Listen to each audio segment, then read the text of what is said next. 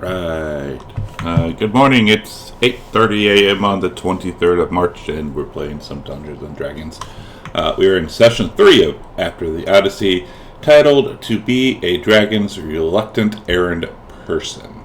That's a mouthful, but I think once we get deeper into the situation, they might become reluctant. But we're going to do a recap and then get into it if Arcadia is awake. Well, I should point out, good morning, everyone, streaming live to you from Tempe, Arizona, of that title, the letter T is capitalized. So we end our set. Wait a second. Wait a second. What is happening here? Did I do something weird? We begin the session 7 years after the battle with Kentamine at the end of our first day back together. And remind you that we just had 5 people, except for maybe old Corbin, everyone very near and dear to our characters' hearts, brutally murdered Blood Eagle style by Gravik. Amitrius begins chopping down nearby trees to build a funeral pyre. He cuts out his brother's thigh bone and will fashion it into a knife. He's going to write Gravik on the blade. Corbin goes to find some clay to transform old Corbin into a lawn gnome. Tascalin, believing it is an illusion, casts dispel magic on his mother's corpse. The spell doesn't go off. He kneels at the corpse, occasionally casting the spell in denial. Aziz will take Ileana's body to Pythoria because she and Arcadia's mother had a surrogate mother-daughter relationship. Aziz will then fly back to either Mitros or the Ultros. We didn't exactly say. Amitrius calls for his dragon Estrella. He uses a whistle that we can't hear. Estrella flies up wearing a crown made of star metal and a harness with potions and a bag of holding on it. On her tail, she has a ring with spikes near the end. She has an enormous scar on her chest. Arcadia goes to a nearby river to wash up. She sacrifices an animal to Kentamine, her god, then casts Find Steed to summon her rhino, Bia. Amitrius puts Electriolan's body on the pyre and says a prayer to the great stallion. Nico puts his apprentice Frank on it as well. Tascalin, having given up with his spells, allows Amitrius to gently place his mother on the pyre as well. Corbin places the gnome statue next to the fire to cure it. He makes sure its middle finger is extended in case Gravik returns. We take a long rest. Because he cast Wish, Tascalin's strength has been reduced to 3 for a week. Arcadia offers to let him ride on Bia, but he declines. He seems to want to hurt himself. Arcadia walks ahead to scout. The last time the party saw her, they noticed she didn't make any sound. Now, as they walk behind her, they notice she's not leaving any tracks. Amitrius asks Tascalin if he has magic to disguise him in Aresia. He tells him he can make him invisible for about half a day. The tension between Nico and Amitrius seems to have eased as they tell each other they are sorry for their losses. Amitrius wonders if we became gods, if there might be a chance to bring them back. Nico has the spell to do it, but it would cost 25,000 gold pieces worth of diamonds. We journey about a day and a half. It is starting to become nighttime when we enter some woods and meet Jocasta. She is accompanied by a very pretty man in very nice robes. His name is Pelagon, and he is the head of the Artists' Guild. He's the most famous portraitist in Aresia. He runs the gallery of paintings, which holds the entrance to the underground passages to Narcissus. He will guide us there, but only if we take him with us. He wants to paint Narcissus. He has never seen him, and Narcissus refuses to be painted. He lays his hand on Demetrius's rump and promises to paint portraits of all of us in return, especially Demetrius. It is nighttime, and Estrella is black, so Demetrius asks her to fly high above the city and keep an eye on things. Like Demetrius, Arcadia would be recognized because she and Diana trained in Aresia for 3 months 2 years ago. Pelagon gives her form-fitting robes and a blonde wig to disguise herself. Tascalin casts invisibility on Demetrius. We get past the guards at the city gates with no problem and make it to the gallery. Inside, there are hundreds and hundreds of paintings. A centerpiece portrait catches our eye, and Pelagon tells us it is Queen Nemesine, King Carpathos' wife, and King Carpathos was the first king of Aresia. She is a very pretty woman. Jocasta leaves us before we enter the secret entrance to the tunnels. As we make our way down, we hear a beautiful ethereal voice drifting from below. When we finally reach the bottom, we discover a massive chamber filled with mirrors of all shapes and sizes, hundreds of reflecting surfaces in ornate frames of gold and silver. The floor is layered with a rainbow of shimmering mosaics. In the center of the room, a bronze dragon is curled up on the floor, staring woefully into a large mirror. Seated beside him is a beautiful siren who pets him gently and sings soft, mournful melodies. As we enter, the dragon lifts his head. Noticing us, he scrambles to his feet, eager and excited. He lifts his head and extends his wings, preening and posing. He welcomes us and introduces himself as Narcissus. He is resistant to being painted by Pelagon, but after 2 persuasion Nat 1 rolls by Corbin and Tascalin, Amitrus finally convinces him, telling him he can kill Pelagon if he paints him in an unflattering light. Narcissus also wants his human form painted, but he says it can't happen right now. Narcissus tells us he spent the last couple of years communing with his mother Balmetria, and Balmetria was one of the 5 gods, was Vulcan's wife, and Pythor, Kyra, Valis, and Narcissus' mother. We thought she was dead, having sacrificed herself to steal Sidon's divine powers for the 5 gods, but Narcissus asks, is she though? Through their communications, he's discovered the secret to becoming a god. He will happily help us become gods too if we assist him by obtaining 3 powerful items that are needed to perform the ritual to become a god. They are the caduceus, which is buried in the tomb of Carpathos, a few hours south, guarded by monks; Ambrosia, in the possession of a very dangerous Minotaur warlord, whose base is about 2 days north of Aresia; and Promethean fire, which is somewhere at the bottom of the Cerulean Gulf in what is known as the City of the Sirens or the Sunken Kingdom. Amitrus asks, why would we want to become gods? What's in it for us? And Narcissus says that the current peace can only last for so long. There's a power struggle. He tantalizes us with the possibility of getting things we want and bringing people back from the dead. We find that Gravik was already there to see Narcissus, but Narcissus left out where to find the items. He refers to Gravik as the Lord of Death and says, as gods, we could conquer death. If we beat Gravik and he controls death, we might be able to conquer it ourselves. He says that he learned where the final item was just a month ago. He can't acquire the items himself because he's alone and the journey is difficult, and, he mumbles under his breath in Draconic, vampire. He hasn't shared the information with anyone else, and when Tascalin tells him some of his siblings are dead, he seems very upset about Kyra's death.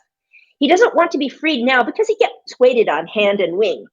After he becomes a god again, he'll want to leave.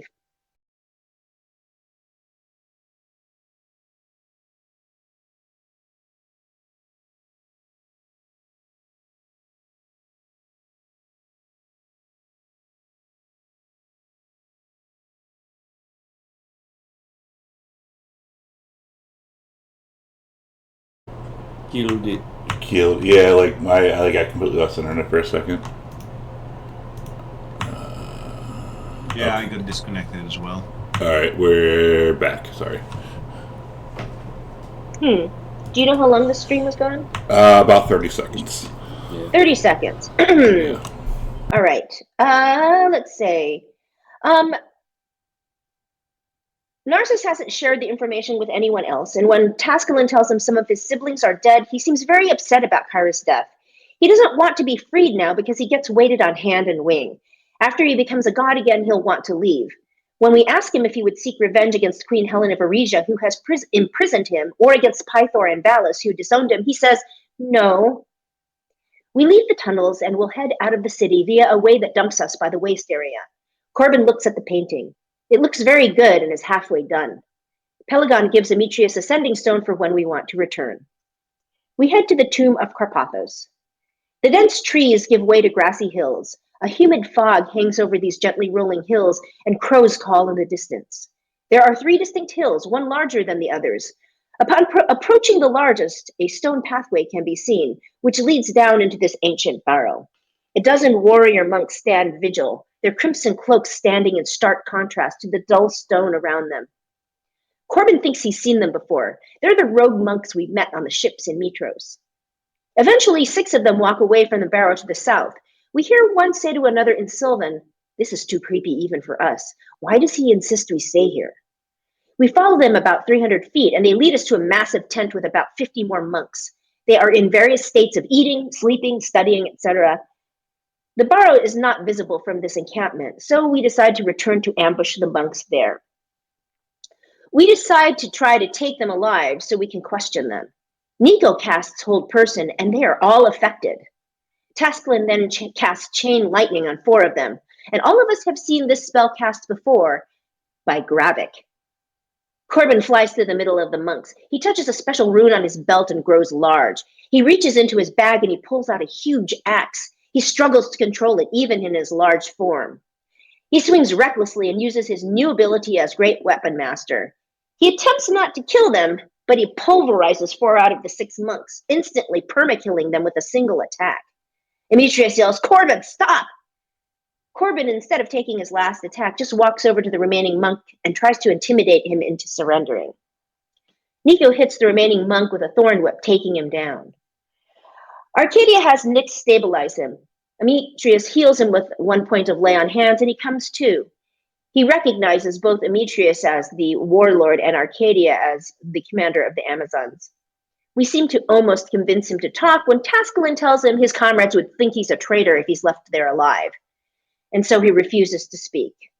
And then Arcadia says, "Then you will have died a hero's death." She draws her coppice, kneels down, and plunges it into his chest. The party hasn't seen Arcadia be that cold-blooded before. Demetrius says, "Damn it, this isn't how I wanted it to go. You could have left him unconscious, but all right, let's get in there and see what we can find." A smooth stone pathway slopes gently downward, leading below ground level. Stone masonry supports this tunnel, which leads into the base of a large grassy hill. At the end of the pathway sits a large stone archway with intricate runes inscribed into the rock above. A triangular opening sits above the runes, and a dark, musty scent emanates from the other side. We can't interpret the runes. Estrella won't really fit into the barrow, so she guards the entryway. Demetrius lets her eat the bodies. We walk in and unknowingly pass, unaffected by a spell in the entrance. Demetrius lights up a torch and says, "Does this just feel like old times? Remember that tomb beneath the dead falls with the graves?" As Demetrius crosses under the threshold, he takes necrotic damage from forbiddance. He gets the sense that he is not welcome there. He warns the others. Tascalin casts Detect Magic. It is abjuration magic. So he casts a regular level 3 Dispel Magic, and the spell fizzles out. We see 2 doors, one to the northeast and the other to the southeast. Above the door frames themselves are more runes. Now, Detect Magic lasts for 10 minutes, so Tascalin sees abjuration magic coming from both doors. Tascalin casts another Dispel Magic on the northeast door, but it doesn't work. He upcasts it and nothing happens. Corbin hits the runes with his sword and necrotic damage courses through his body. The runes are undamaged. Tascalin upcasts Dispel Magic again to level 5, and the magic goes away. We notice the shadows cast on the wall from Demetrius' torch are following us. They are humanoid. When we try to interact with them with our own shadows or physically touch them, they engulf the point of contact, but do not affect us. We cannot walk into the wall to interact with them. Arcadia asks Demetrius if he can sense what they are. He uses divine sense. He gets nothing from them, but senses undead in the room through the southeast door. But we move into the room behind the door to the northeast, which has been cleared of magic. The ceiling is about 8 feet high. This dim chamber has dark splatters on the wall and carries a musty odor. A sarcophagus sits open in the middle with a broken stone slab at its side. There is nothing inside except for racks and debris. Scattered around the sarcophagus are the shattered remnants of several 6-armed skeletons, probably Gigans. There is a door to the southeast with runes above the door frame. Corbin goes to each of the skeletons, removes their heads, and puts the skulls in his bag of holding. We do not find anything else of interest in the room, but we notice there are more shadows, and they are all congregating. Demetrius casts Divine Sense again. He senses undead behind the door to the southeast. Tascalin is not going to be able to cast Dispel Magic much more, so Nico does at level 6, and the magic in the door dissipates. Demetrius pushes the door open. It's a big stone slab, and it lands with a big clang that echoes throughout the whole cavern. 4 sarcophagi line the edges of this circular room. 8 pale, shriveled bodies sit atop them, pinned down by heavy millstones. Their eyes glint, and they hiss softly in the darkness. Along the far wall, there are 2 passageways that lead deeper into the tombs. The doors also have runes above them. It looks like we could pass by them and thereby conserve our resources, but Arcadia is concerned they might animate after we pass and flank us, so we decide to shoot one and see what happens. All the vampires start stirring, and we hear clink, clink, clink, clink, clink from all the millstones dropping. Nico casts Fairy Fire on one. Corbin uses Giant's Might to grow large again. He pulls out the great axe and takes one down. During this round, Arcadia, Corbin, and Demetrius are grappled and bitten. When they are bitten, their maximum hit points drop, and we see that the vampires regenerate as they fight, and also when they drink blood. Tascalin tells us he's got something that could help, but we're going to get caught in it. Arcadia, who is being swarmed, yells, "Do it!" He casts Sunburst, damaging everyone indiscriminately. 5 of the vampires are blinded. Demetrius is a little overwhelmed. He seems to go down for a moment as the vampires try to rip him to pieces, but he begins roaring loudly, and his eyes, mouth, and ears burst out with light. He begins to float in the air a little bit, and then he explodes with a destructive wave of divine energy. He deals radiant damage to the vampires, stopping their healing process. 5 of them are prone. We end the session at the beginning of our second round of battle in the nighttime of our 4th day reunited. Very nice. All right, let's jump into it. It's the top of the round, and Nicodemus is up. Where is he? He is not feeling well today, so he's sleeping. Oh, poor guy. Nico is going to move there.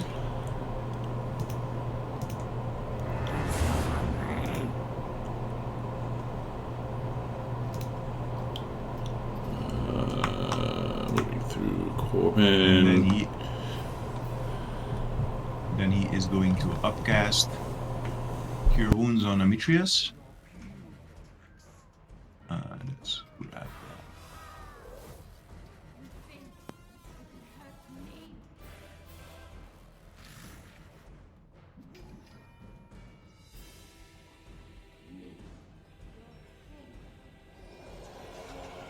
And as his bonus action, he's going to spend his last 5 foot of movement. And as his bonus action, he is going to polymorph into a giant crocodile. Nice. For some reason, I can't see him on the map anymore. Drop light on yourself again. That might be the reason. Oh yeah, okay. Let me do that actually. Okay, it's fixed. So yeah, that's his turn. I'll mark off a wild shape. Grappled Corbin. You grappled? You are grappled. Which Yes. one's got me grappled? That one. Alright, I will pummel him. Let's see, I will recklessly attack. Sizzly hot like Edward. Oh my god. No. I will use my greater weapon mastery.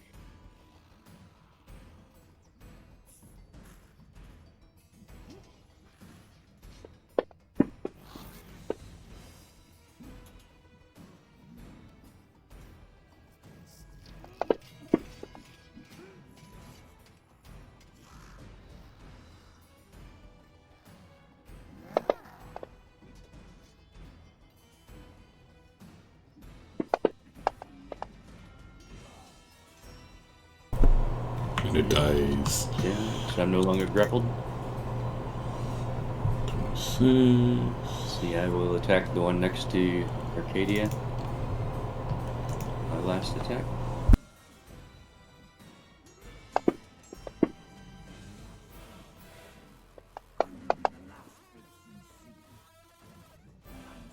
Nice. Nice. And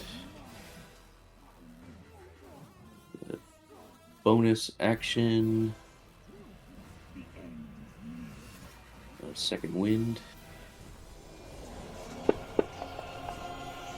Crappy. And yeah, what the hell? We're in kind of dire straits here, so I'll action surge. We're in dire straits. He has no idea what's to come. Sus. And I'll attack this one.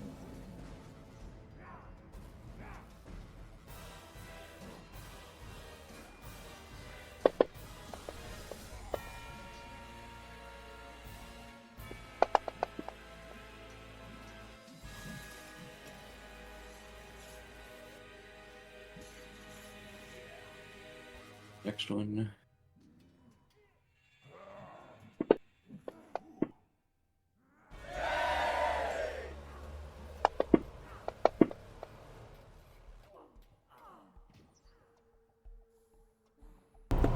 Corbin cleaning up.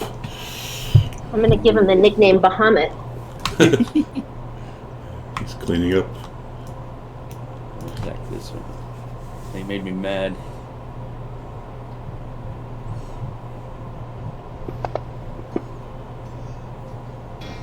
Oh, I missed him.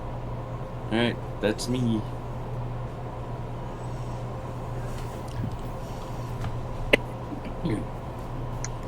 Well, you see Arcadia struggling to move, and then she just takes a deep breath, and you can see her clench her fist. And she casts Freedom of Movement on herself, which is, I'm going to mark off that level 4 spell slot, and she takes 5 feet of her movement to escape being grappled. And her bonus action is to disengage and move over. Let's see. Did you get in between these creatures?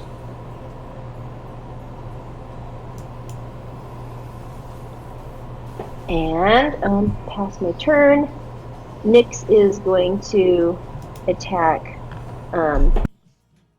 the. Let's see, which one is that? She'll attack. What is that? 28.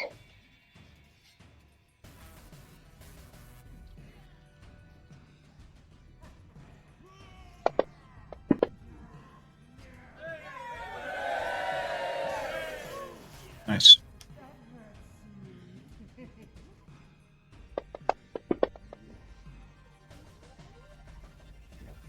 And she passes her turn. Alright. Oh, fuck it. Nico's right here. This goes to claw the Nico. Well, it's clawing out. Oh, wait. This should have stood up, but whatever, still hit. Let's see. Wrapping itself around him. And then he's going to take a chunk out of Nico.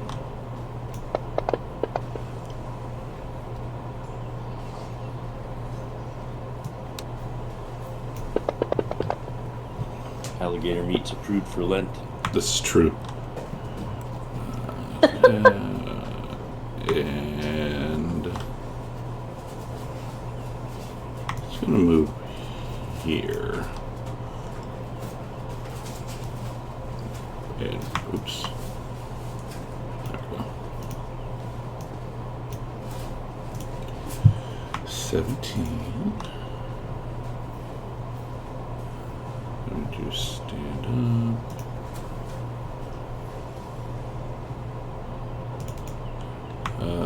And it's going to start sniffing the air. And we'll move there and start sniffing again.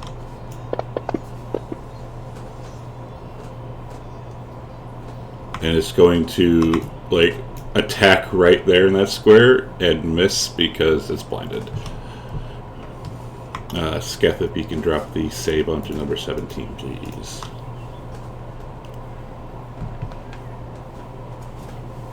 Demetrius's body odor is so strong it's 10 feet away from him. Exactly.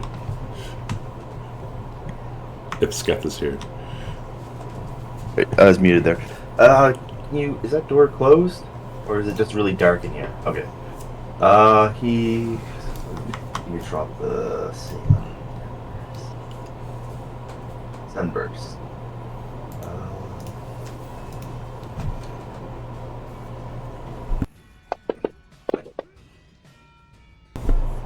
He's no longer blinded. He just barely passed. Nice. Yeah, pass is a pass. As he blinks his eyes, he looks and is very upset that he missed. Right. This one is going to claw onto Demetrius. And then we'll attempt to bite him. Also missing. And if you could drop the save on that one. Sad. Tesky. Husky's going to walk into the room, see the blind vampire over there, step over to him. As he's stepping over to him, he pulls a wand out from the sleeve of his robes and points it at the side of his skull and casts. Let's see, how many is he gonna cast? And he's gonna cast 6 magic missiles into the side of, that would be Savage. Savage. 4, 5, yeah, 6 magic missiles into the side of his head. Okay. Taking a page out of my book from last night. Yeah.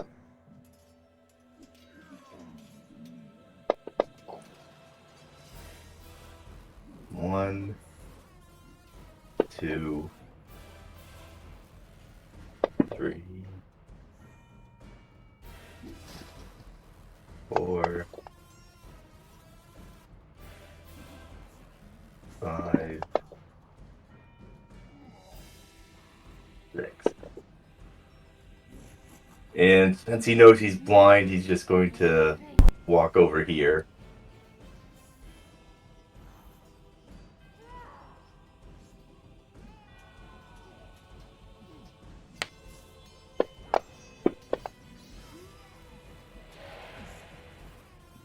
But he's blind. Oh wait, no, he wasn't blind. The other guy's still blind. Shit. Okay, it's a little hit, not too bad. Well, you But almost have as much HP he's as me. grappled now, is he? Yep, you're grappled. Yeah. Corbin looks to Demetrius. The boy has much to learn. How badly injured does that vampire look that's grappled me right now?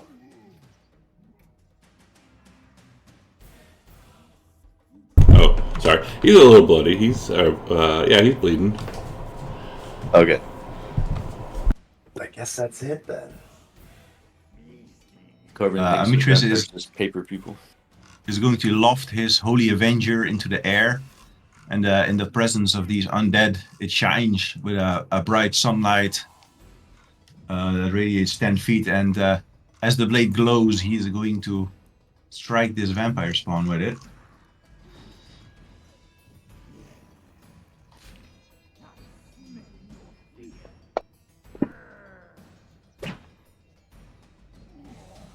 I'll add a level Divine Smite on that.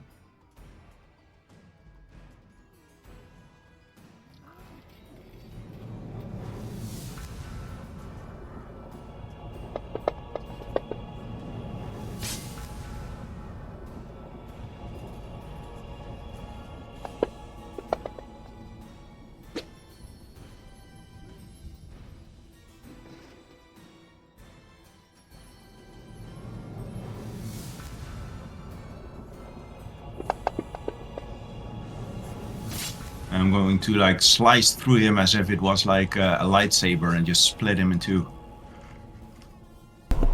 Nice. And as my movement action, I am going to move here.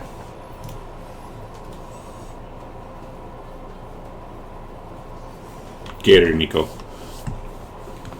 He's still grappled, right? Yes. So he is going to bite back at the guy grappling him. And try to counter grapple.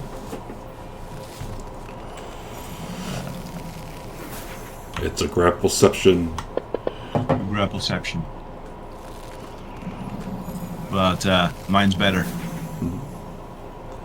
And I mean, as my second. a grapple is a grapple.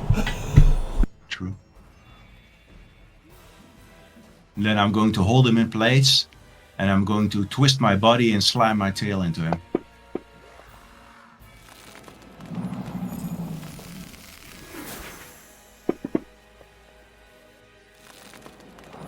And my tail is just going to slice right through his body and rip him in two. And then I'm going to move 5 feet up. And I'm going to put my eyes on the next one. And I'm going to raise my lips and bare my teeth. And that's my turn.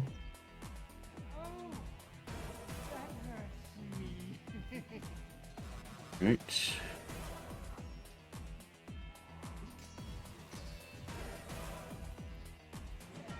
Corbin lumbers over.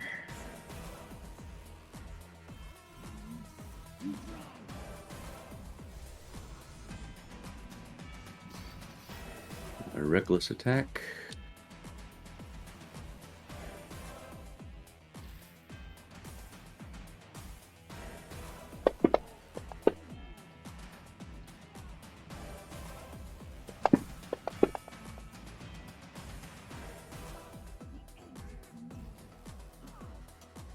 And he's down. And he's down, and you are out of combat. Arcadia's going to touch the drift globe on her belt to activate it. Okay. I would Oh, shrink wait, back how down how to does the wand of magic missile work? Is the first one 3? Is it all, or is it all just one magic missile? Let me look at it again. I can't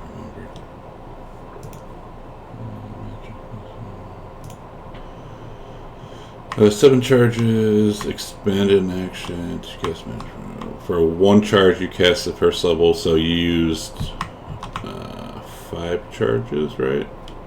Or 6 charges for 6th level. If it was... You use a 6th If the level first- on it. If the first one counts as 3, then I would have used 4. 4th level. Okay, so 4. Yeah. Okay. So 4 charges. Nico is going to grab one of the corpses. And he is going to put it in his jaws, and he's going to do a death roll.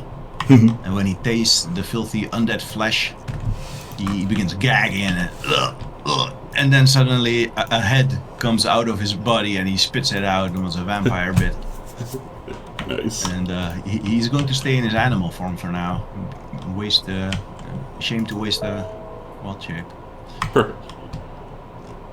And I will, again, that there are runes above each of these doorways. And if you're looking down both hallways, they go for, it seems forever, and you do not see light at the end of the tunnel.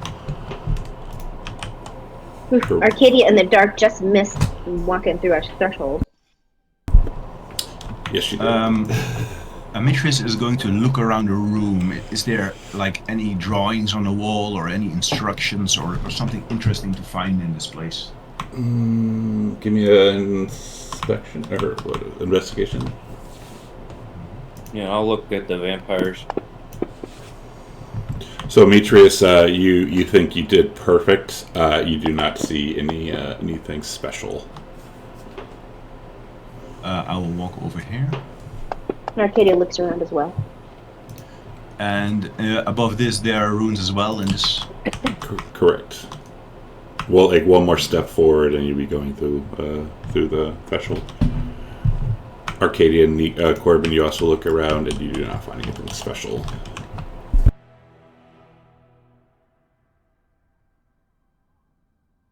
I mean, will say, I don't think we can spare the magic to keep dispelling these.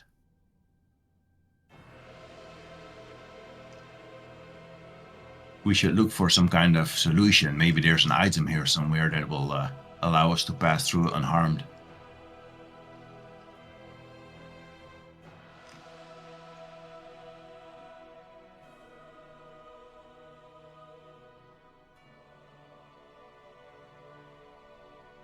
Do you suppose if we tried carrying a vampire corpse with us, it might work because it thinks we're okay to pass?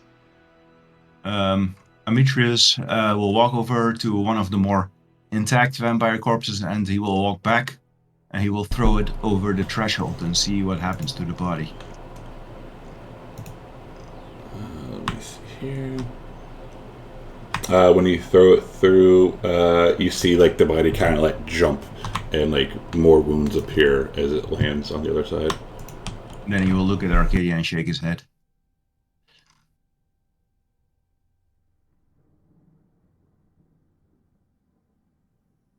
Perhaps this magic was put here as some sort of prison to keep these creatures inside, or perhaps even worse creatures.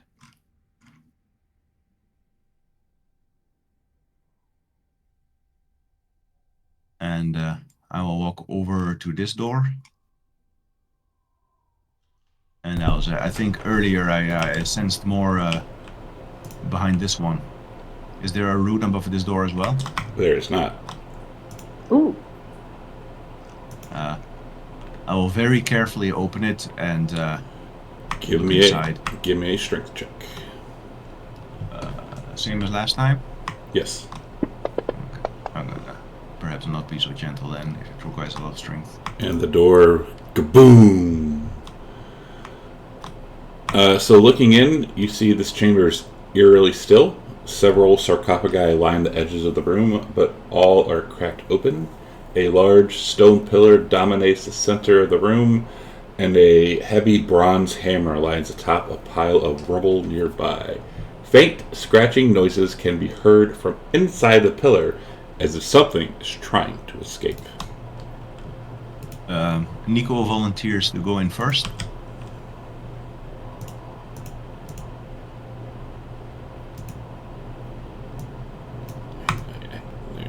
Jesus, I keep getting errors every time I try to move it.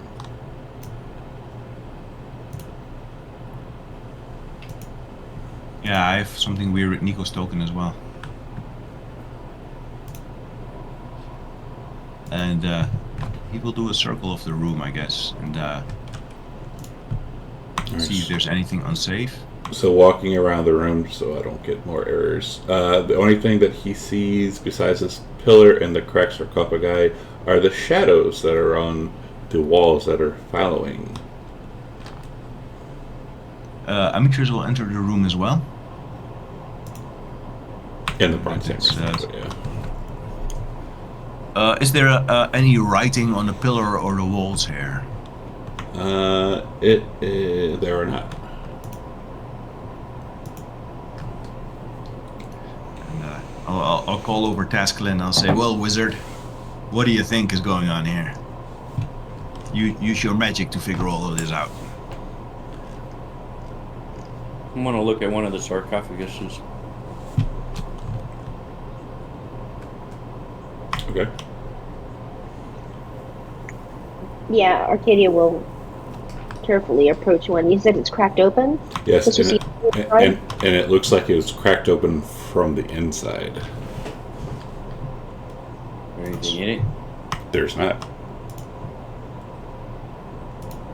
But do they hear these are this say- scrabbling coming from the You hear the scratching coming from the pillar.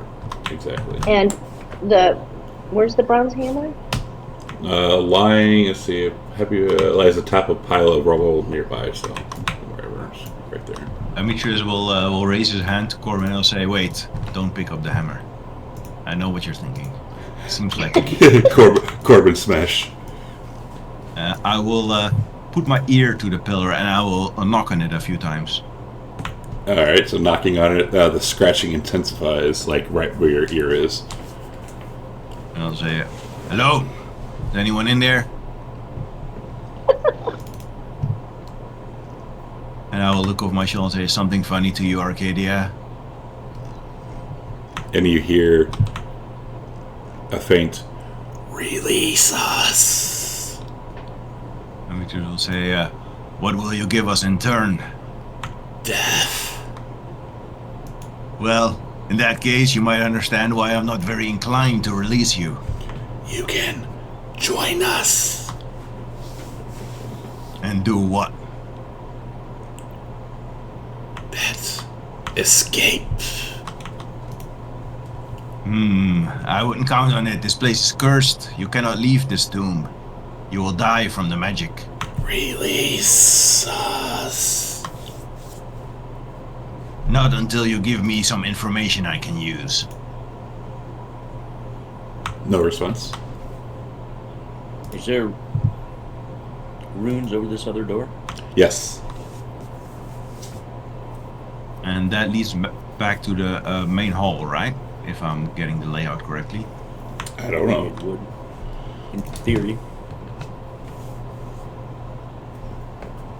And I will use my divine sense to see how many undead, if there are any, are in this pillar.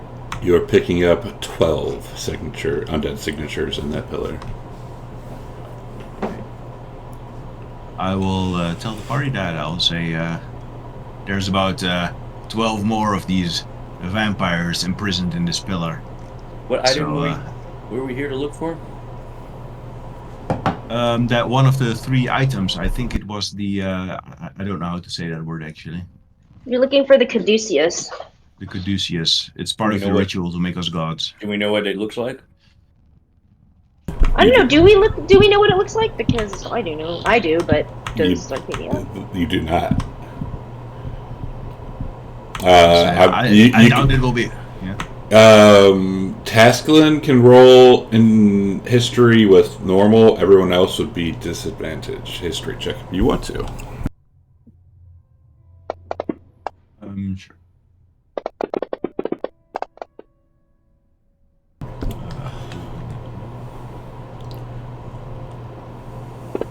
Nico will as well, because he's like a studied druid from the old wood, so he might know something more. So Tasklin, everyone except for Tasklin has no idea what this thing is. Tasklin, you know that it is a staff that apparently has dragon wings on top of it. It is a very powerful item. And how did you say it was called again? Caduceus. Caduceus. The Caduceus. I'll say. What's up, Caesars? I'll ask the pillar, is the Caduceus in there with you? The what? And Michels will turn and say that's a no. I probably would have told us that it was. Release us.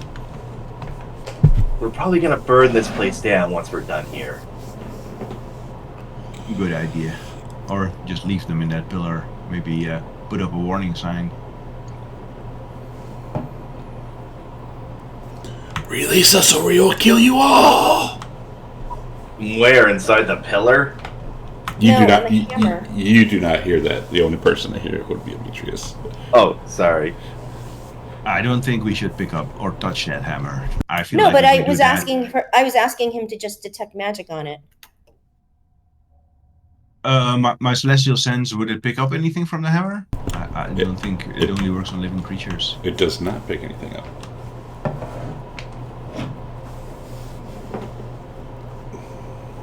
No, I was asking Tasklin because his detect magic might still be active. Yeah, this runs for 10 minutes. Yeah. Yeah, 10 minutes. You do not pick up anything from the hammer. It's just a bronze hammer.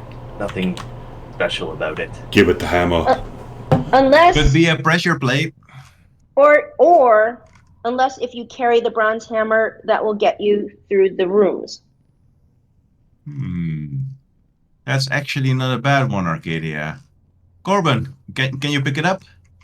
Well, let's back up and not. It'll probably let these things out. So I suggest we leave one person in there so we can bottleneck them and go into the other room. And if we can bottleneck them, then we'll have a better chance of fighting them, because that's what I realized in hindsight we should have done with the others. Nico will volunteer. To get the hammer? Yeah, and bottleneck them. Well, I guess you would actually want to be in melee range, Corbin. So I guess something like, I guess he would be something like this. Hmm. Okay. Well, Well, you should be able to move into him. Actually, yeah, let me just park him properly. You should be able to move into him and move back. Because he's a friendly. So he will he will lean up and he will pick the bronze hammer from the altar. Alright, so when he picks up the bronze hammer from the altar, nothing happens. Okay, then he will walk over into the other room again. Yeah, I think the error happens when a creature walks into a wall, or through a wall in this case. Okay, and whilst carrying the hammer in his, I guess his jaws, he will squeeze into this passageway. Alright, and when he does that... Ah, crap. He will hiss, and he will walk backwards and shake his head.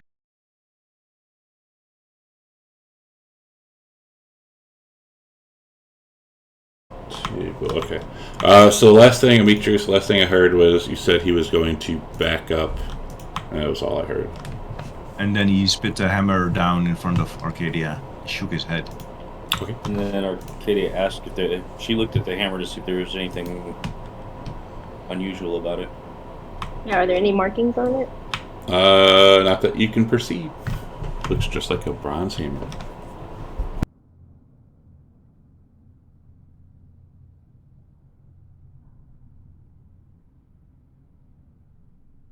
Should we take it with us or not? Might Well, be. yeah. Question is, should we release those flyy things? Well, Demetrius knows there's 12 of them in there. And look what happened when we fought, what, 8?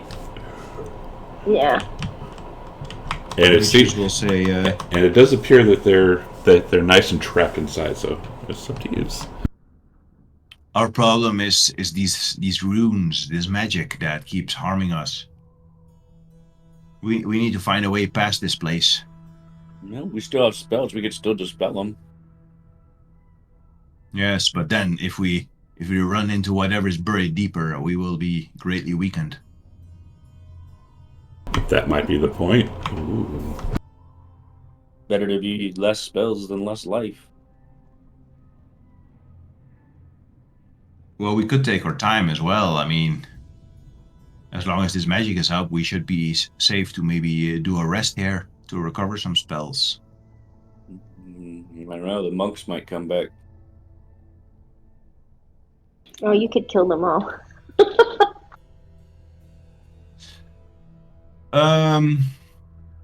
Well, Nico will end his wild shape.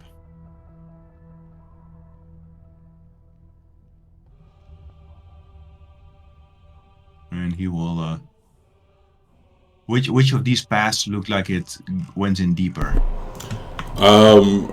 They both taper off about the same point. Like, you lose, like, however long your dark vision is, or however far that is, it just keeps going on for both. If that makes sense.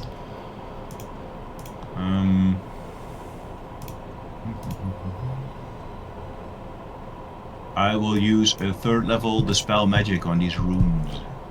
Alright, give me your spellcasting ability. Okay. Can you give me one moment? Wait. Okay, so that is 8 plus proficiency plus ability score, which is wisdom.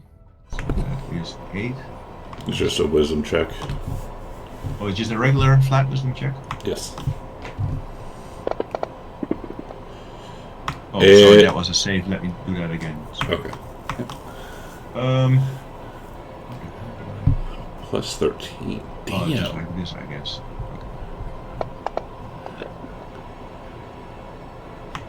They do not dispel. Okay.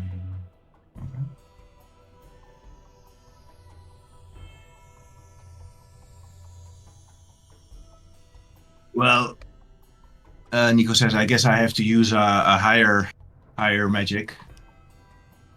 and he will sigh and he will expend an 8th level slot. Well, the last time, just to let you know, the last time Ouch. what worked was a 6, but I don't know if he has any left. He doesn't. Okay. So his 8th will roll again, and his rolls are really bad. He only has a +2. So yeah, he uses an 8th level to dispel it. All right, and it dispels.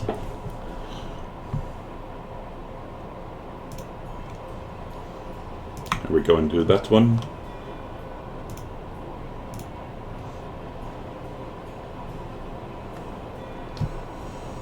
Going through? Yeah. Cool. Yep. All right, so I'll just move you. So it you walk for about 200 feet, and then give me a second. You don't. I'll just move you.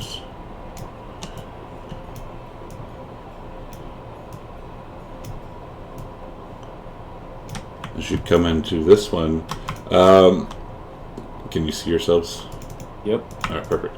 So nearly 24 child-sized sarcophagi line this room. The center of the room is dominated by a painted pillar, but its murals have long since faded. You can hear the faint sounds of pitiful crying and sniffling coming from within the pillar. Let's keep moving.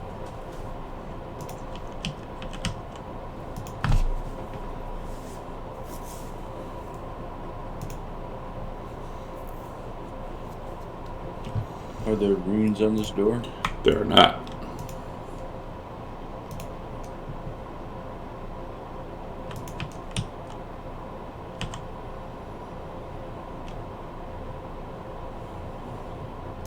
You don't wanna talk to the baby child vampires. I would rather not. Can you please put that text in the chat, please? Already did. And make sure to say, what do you think, Corbin? Think you're strong enough to handle one of these doors this time? I'll try to push the door open. Give me a strength check.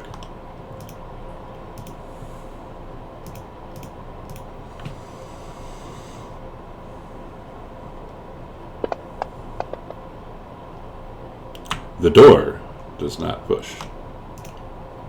It's very heavy. Amateurs will say, I guess you're not all that if you're not grown up. And he will put his own hands to the door. And I he will ready assist his you. booth. No need, let me handle this alone. Does Corbin assist anyway? No, I'll step back. And Amethius will roll his shoulders, and he will set his entire body against the door, and he will begin scraping his hoofs across the stone with his magical hoof things, giving him extra grip. And the door, kaboom, opens. And Amethius will be panting and sweating a little bit, and then he straightens up and says, "See, that was easy." There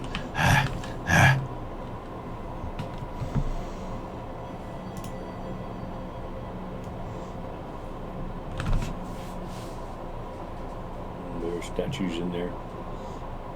Well, after you this time, Corbin. What does the statues look like that I'm looking at? Give me 2 seconds.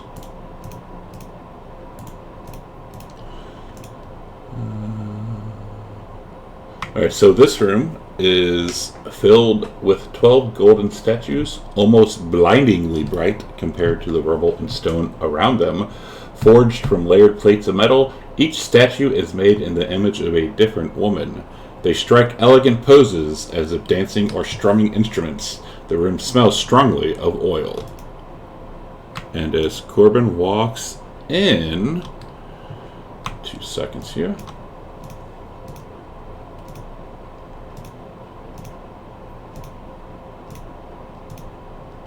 I need to close some windows because damn, I have a lot of freaking windows open. You see 4 of these start to unfurl their wings Yeah, It's a trap. wings will unfurl from their backs, from 4 of them. And when Corbin yells, "It's a trap," Amitrius yells, "Isn't it always?"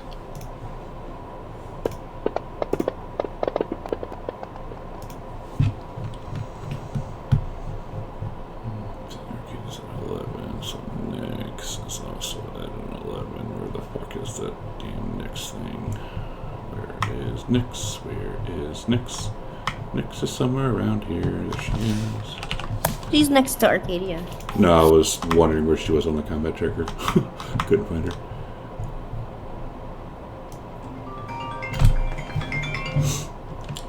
Alright, so this first one. Yeah, alright, this first one.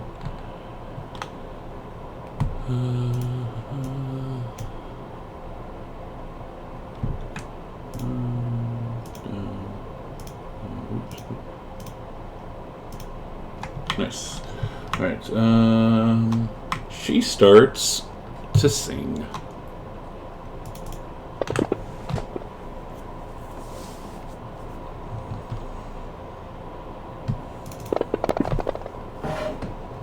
My world good too. And that is all she will do.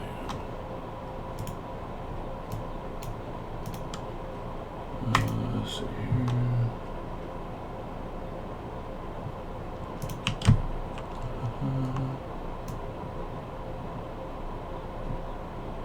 So this one will fly towards Corbin.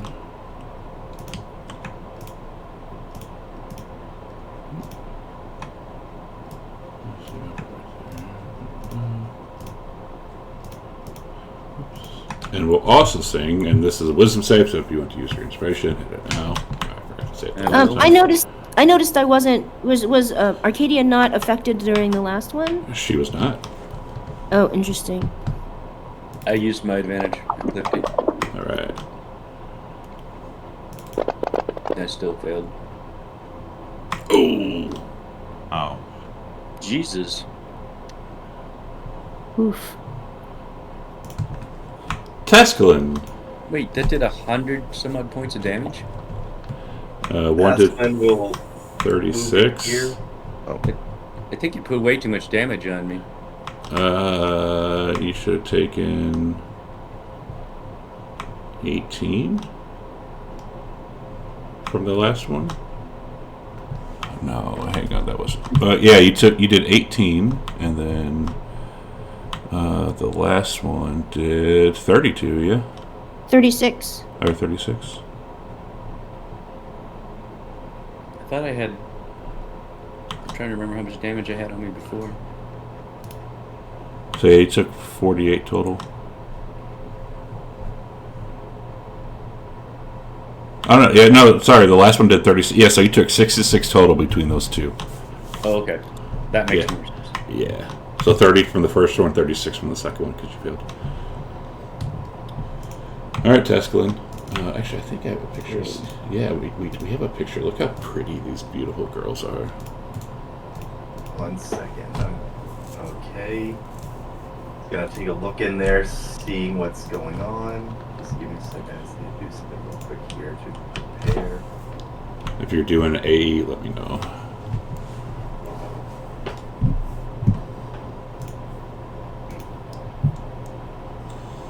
Robots. And he'll see if he can get a better look at what's going on in here. These targets. Gosh, I can't see anything. So you see, there's 2 right here that are active. There's one over there that's active, and one over there that's also active. But there are there's more, but all the statues, like there's 8 that are not active.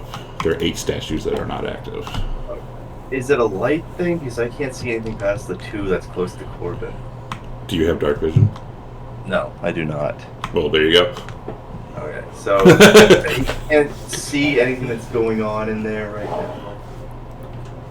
So let me double check some stuff here.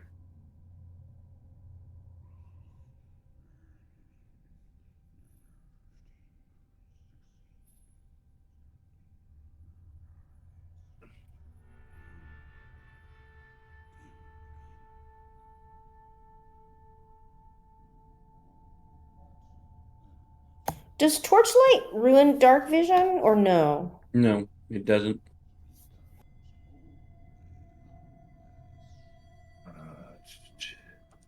He'll toss.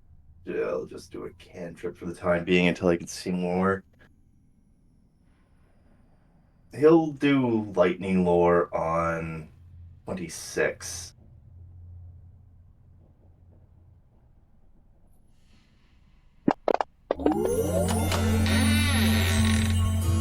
Oh, damn, that advantage on that. They have magic resistance. Oh shit. Uh-oh. Oh, that's a good thing I figured that out for that before it blew a powerful spell slot. He'll move back out of the room. It's like, I don't think I'm going to be much good at this fight. You didn't know that golems are immune to lightning. Nico will move there. And he will cast Mass Cure Wounds. This music is so good.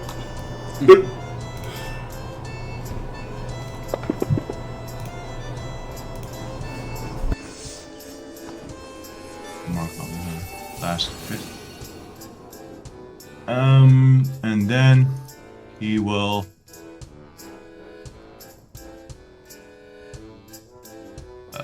move here and use his bonus action to shapeshift.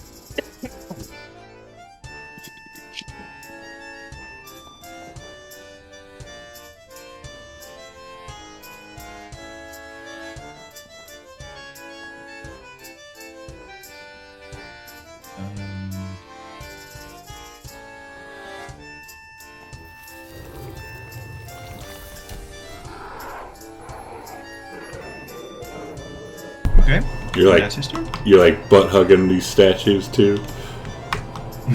Yeah, in the pillar. pretty much. Corbin smash time, I'm guessing. I'm trying to decide.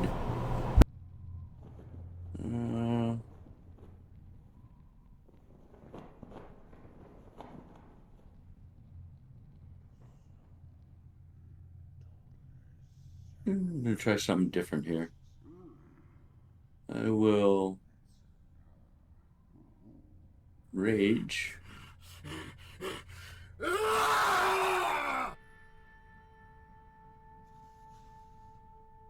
I will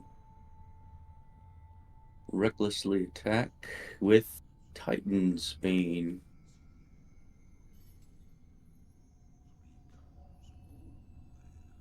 Are these things celestials by any chance? Would you know that? Or Titan's Bane's official. Titan's Bane, yeah, they are. Okay. If it decides to talk to you, yeah, it does. Well, it's gonna do some damage, special damage to him one way or the other. Yeah, they're celestial. Where's reckless attack? There it is.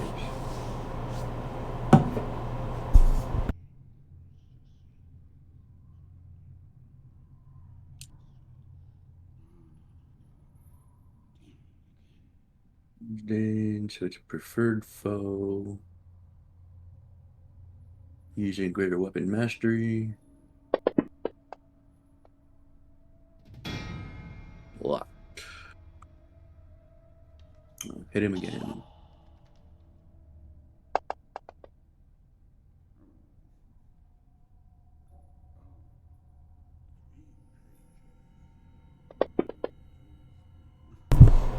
And I think this is the first time the party has seen these, right? Yes. Yes. So what do they look like? Look like See what? angels. No, like Corbin's little buddies. Oh. What? Yeah. As Corbin strikes that one, little gnome versions of the old Corbin appear and start harassing him. What? Start harassing the women? Yes. Who's him? You? The old little versions of old Corbin appear and start harassing. What And effect? What and are they doing? And I look over my shoulder and say, "These are my guardian ancestors." What the hell? Yeah, like a bunch of little Corbins are like fucking with this angel. And for my last attack, I'll attack the other one.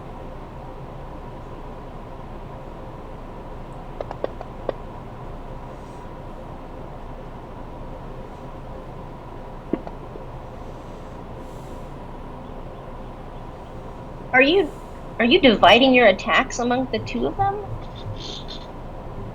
Yes, because I want them all to be affected by the guardians. The first creature you hit with an attack. Oh, so it doesn't do the other one too?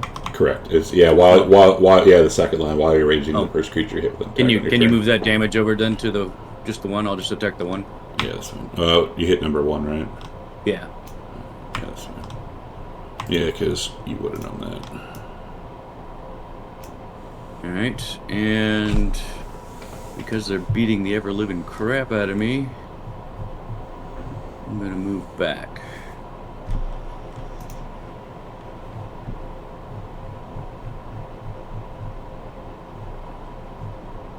Well, hold on. Didn't you kill all those vampires before? What happened? When these things hit really, really hard, be careful.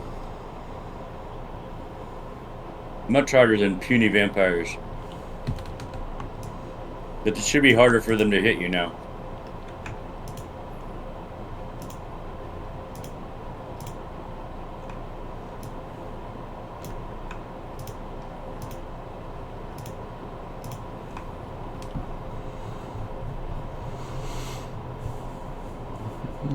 Alright, this is a wisdom save. If you want to use your inspiration, hit it. Meow.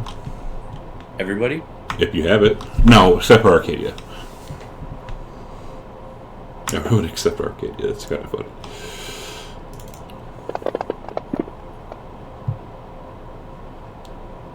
Damn, nothing happens. Arcadia.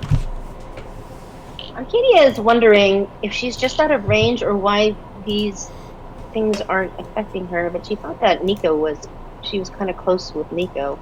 So she actually says something and says, "Will you let us pass?" And sees, do they respond? They do not respond. Alright. Then she's gonna... And it seems like the way they're damaging people is by singing to them. That is what you have seen so far. Okay, well, she's gonna use her action to put some wax in her ears. So she's like, The hell did you get wax from? she has a candle. She always carries the candle. She remembers when the last time all of this happened. She's prepared.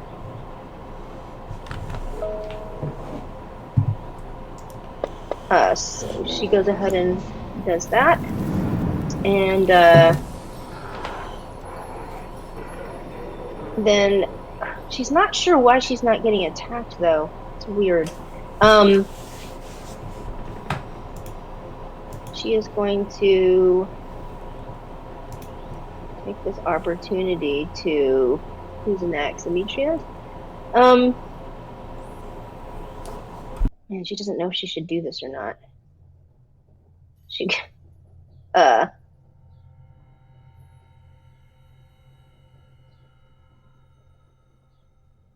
takes one of the plugs out of her ears and asks, oh no, she can't do that. That was a bonus action. So anyway, so she's just, her bonus action is going to,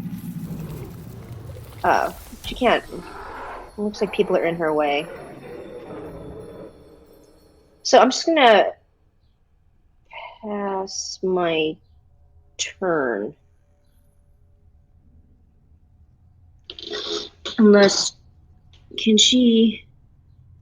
move a little over and sneak a shot in between. Can she sneak a shot between Corbin and Demetrius? If you miss, you hit one of them. All right, never mind. So I'm gonna pass my turn. Yeah, do And it, Nick's- Amateur says. Yeah, he can't hear. She can't hear him. Nyx passes her turn. Me, Amy. Demetrius is going to use his bonus action. Cast Shield of Faith on himself.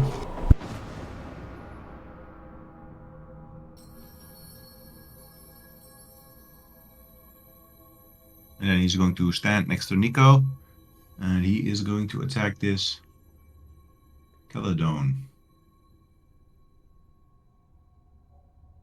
Let me select him first.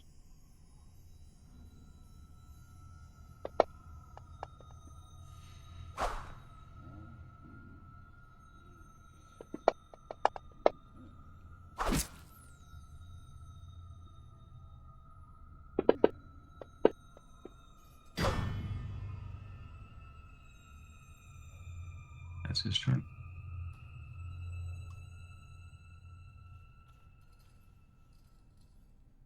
As this one flies and lands right there.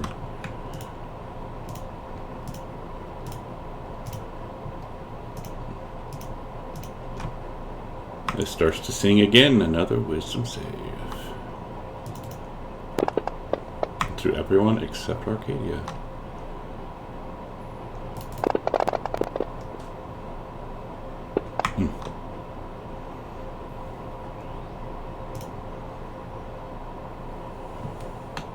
Hope they don't have too many more of those in them. Jesus.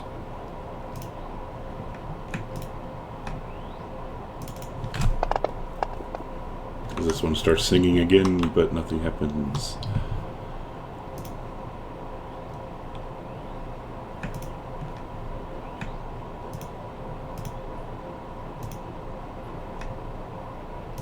Another song.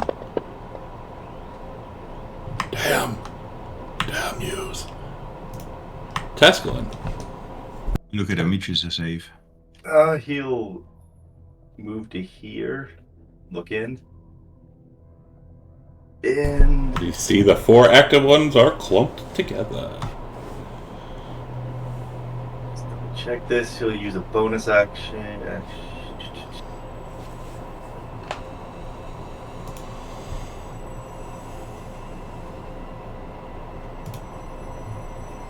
Okay. He is going to cast Draconic Transformation. Sus. And he is going to, in the same time as he casts it, let me just double check real quick.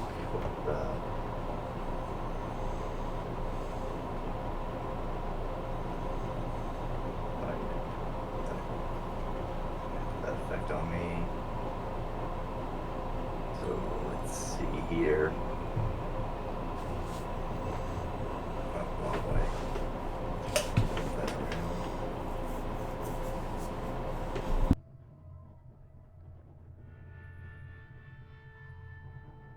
God damn, why the... Oh, Jesus. I'm gonna flip this around. There.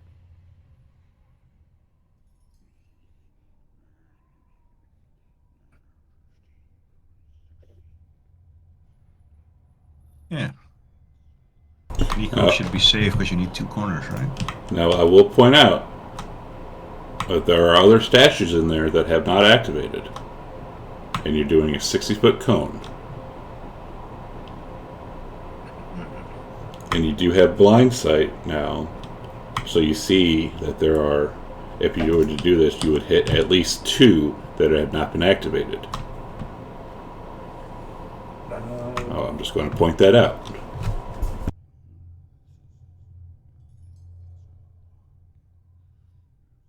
Will that still hit them? Or the thing, the pillar get in the way? That would hit 3. And Nico. What about that? That would hit the 2 extra ones and not the number 14. Okay.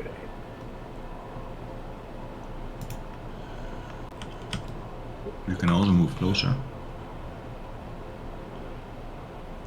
That one would only hit 26 and an unactivated one. I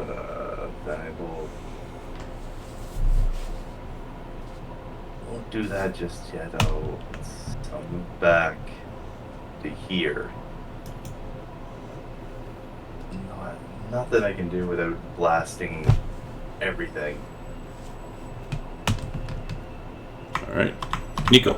So we see you transform and then walk away. Yeah, pretty much. He kept the blind sight and saw that he would just be making it a hell of a lot worse if he blasted into that room with the Dragon's Breath attack. All right.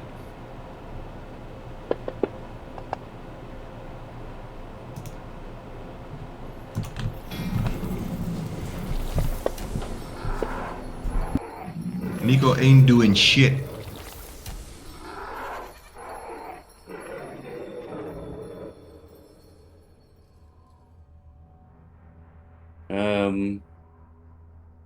Carbon would attempt to plug his ears as well. With what?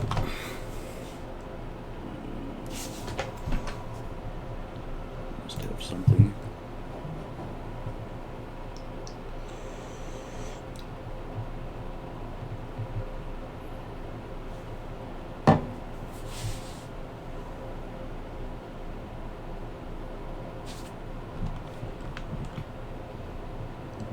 Cut up your pillow.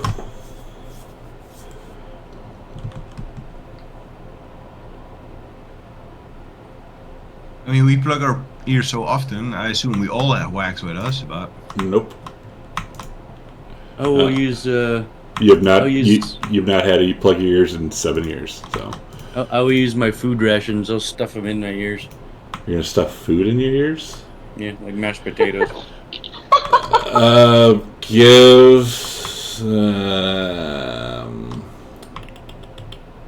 Give a sleight of hand to see how well you do. Open DC of 12.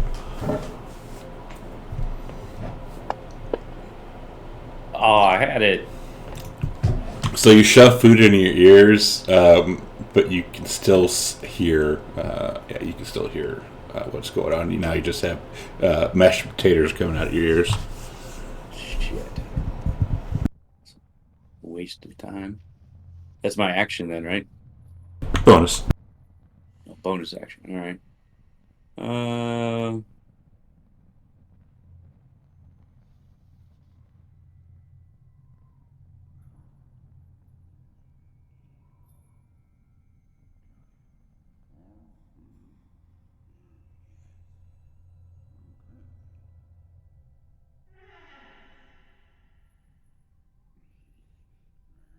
Move forward.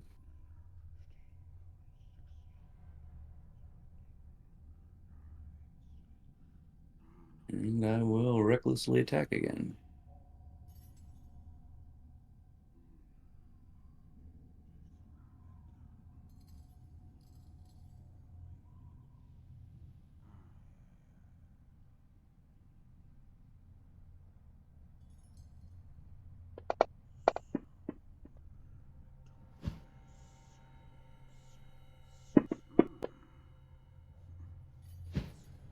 Jesus.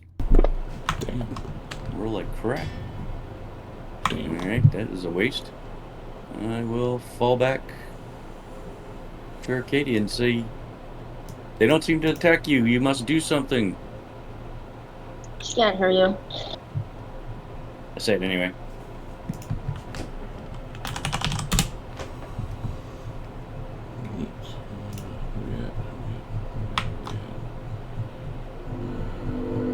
Anything else important? Nope. Let's see here.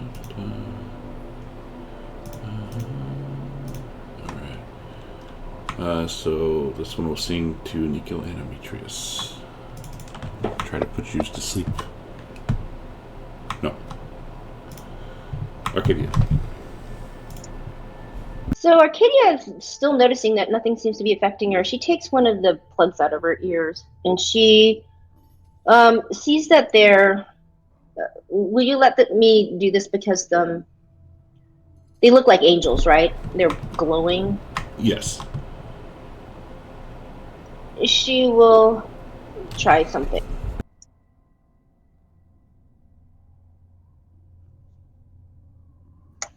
Anything happen?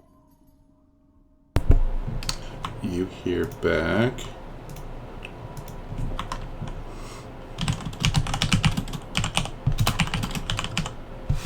Oops.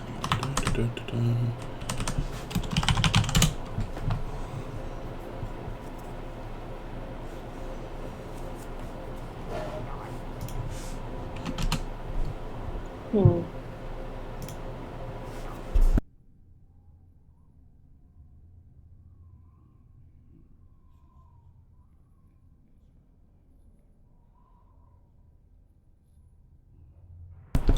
No response.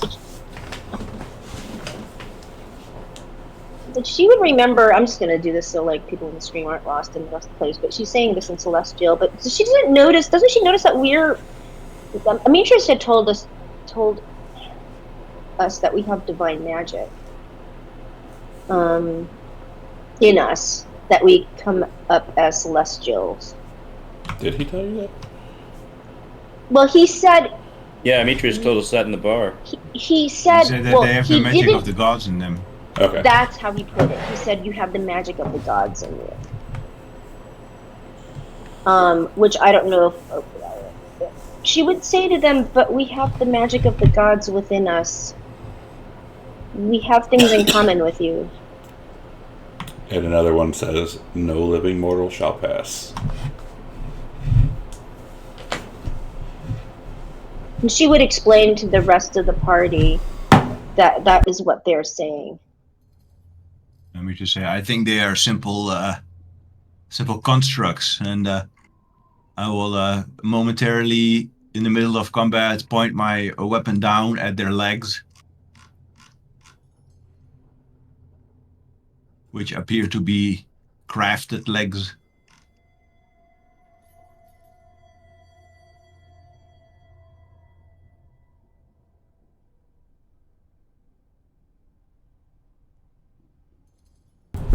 Alright, so anything else from Arcadia?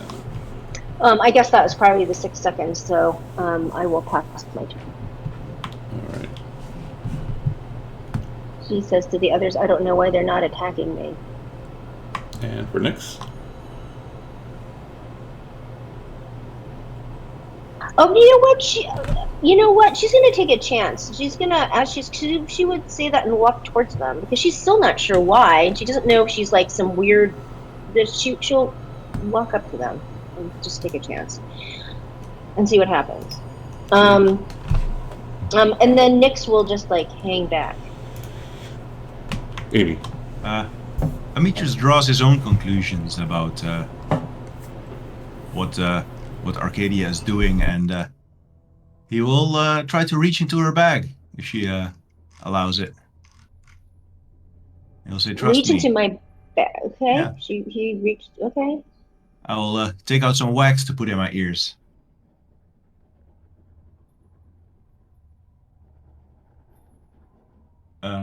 So that's possible, right, Engorgio?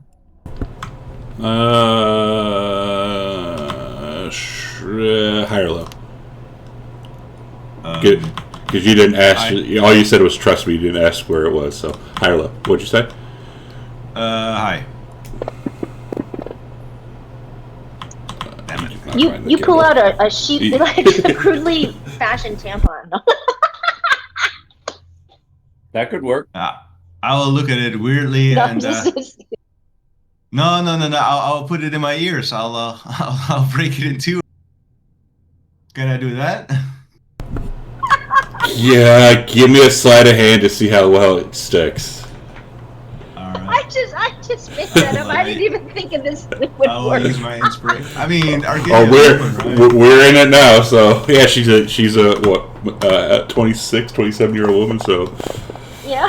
And I assume she's not a free bleeder, as Demetrius sticks the used, or not the used tampon, but the crudely made tampon. She's not that nasty. The crudely made tampon into his ears. And I will heal myself and end my turn. Bloop. Bloop. Sorry for the spam.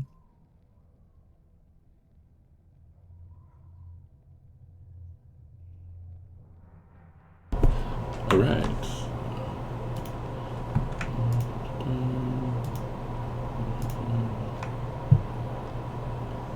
And this is a wisdom save. Arcadia, if you want to use your inspiration, do it now. Oh, damn it, she got too close. She got too close. Yeah.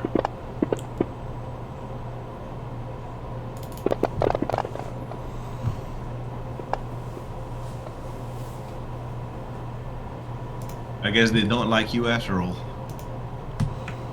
We Right. must have a radius. Yeah. Yeah, she Plus- wasn't. Well, she was willing to take this chance. She was deafened before, and I think that's why the song didn't affect her, because now it's not affecting me. So everyone has to plug their ears. Well, no, she wasn't deafened before. I think she was just out of range, but now she's doing this as an experiment because she didn't want to Hold on, attack them. you said you couldn't hear anything the entire time. No, not the entire time. She only put the wax in her ears the last round. The 2 times before, she was not effective. In rounds 1 and 2, she wasn't affected, but she wasn't sure why. So hold up. And I think that's a 30 feet range. And as the song goes off, Arcadia falls asleep. Well, I guess I have to spend another turn to get her back up.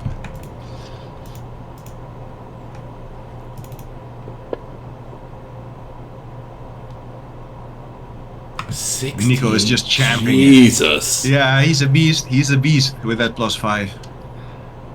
Well, where's the 13? Damn. All right, cool. It's, Tascalin. Are we going to see something from Tascalin? He can't do anything with that. Wait, are you really just a lightning boy? Besides Sunburst, he doesn't really have anything else, and it's gonna hit everyone. Everyone's already on death's door. He's not that kind of He's not that kind of sorcerer. He's more of a nuking sorcerer, and everyone's crowded in there. Damn it, Wesley.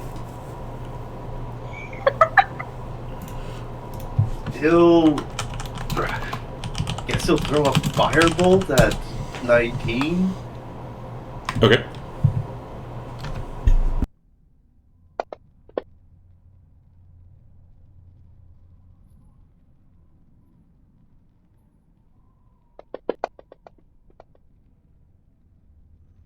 And it's partially resistant to that, too. Yeah. That's it for him.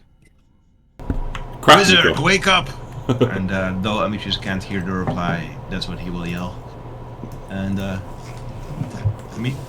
Nico will try to death roll this thing again.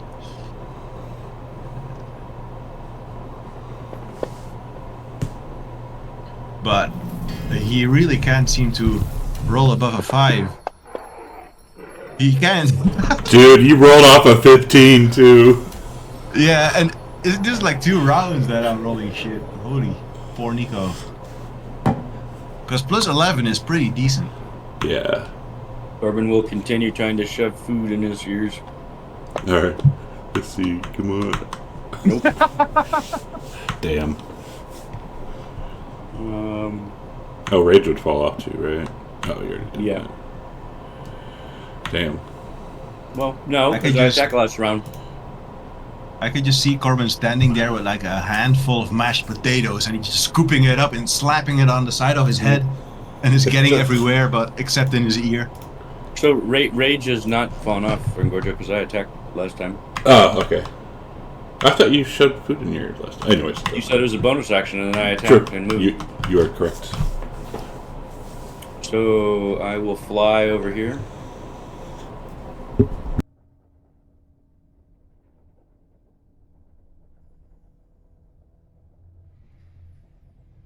And I will attack this one. Actually, can I fly? I'm going to fly into Arcadia's space and attack the 14.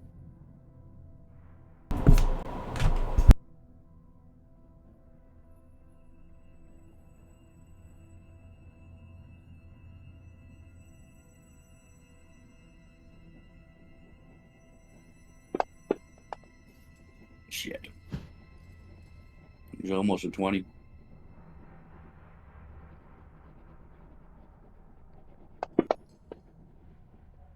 That's a 20. That's a 20. Woo!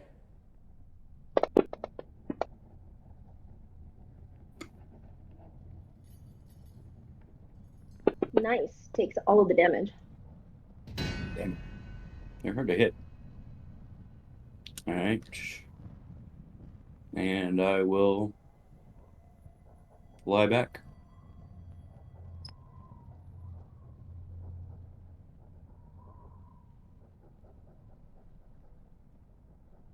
Alright, this one.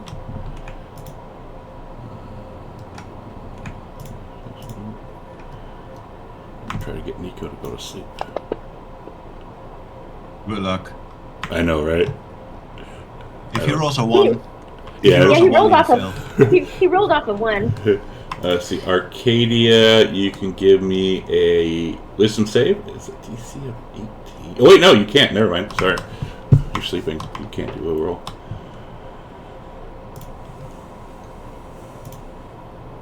Demetrius. I will lean down and I will use. What's that thing called again?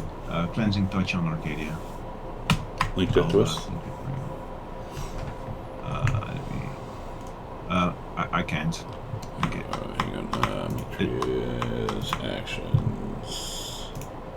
It's under my abilities. I think. Oh, abilities. Okay. Oh, there it Cleansing is. touch, yeah, under channel divinity. That is not a spell. Oh, it's not a spell? It is not a spell. Okay. Well, hurry, Arcadia. That is my action to do. So, does Amitrius? Amitrius will use a bonus action. Summon a spiritual weapon.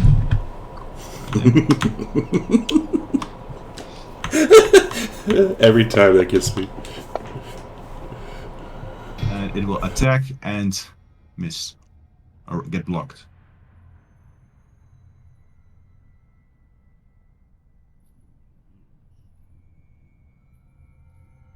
Right. It sings a mean song.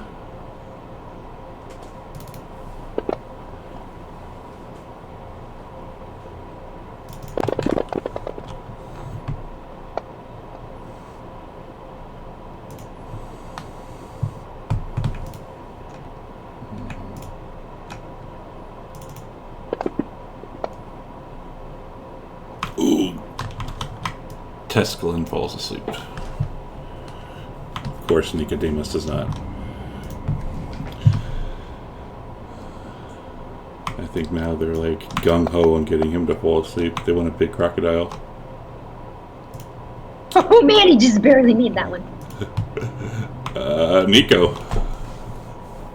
Nico is going to try and roll higher. Come on, be good to me, man. I know you're not being played by your usual player, but we need you. Let's see.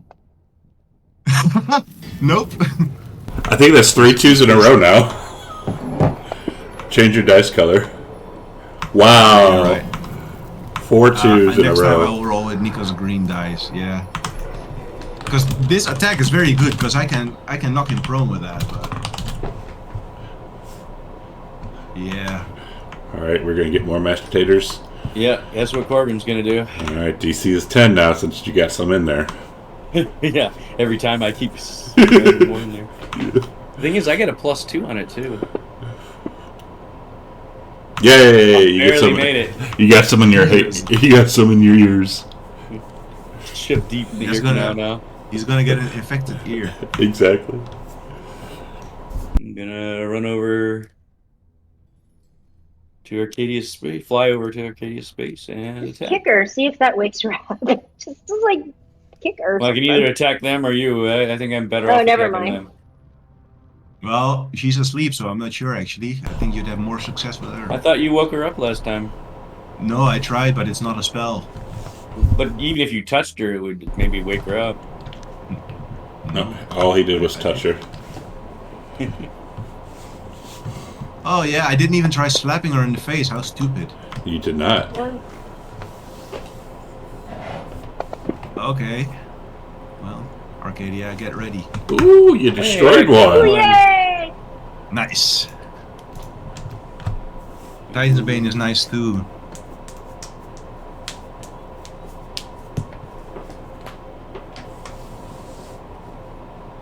Well, you know what? I wrecked. Oh, I can't.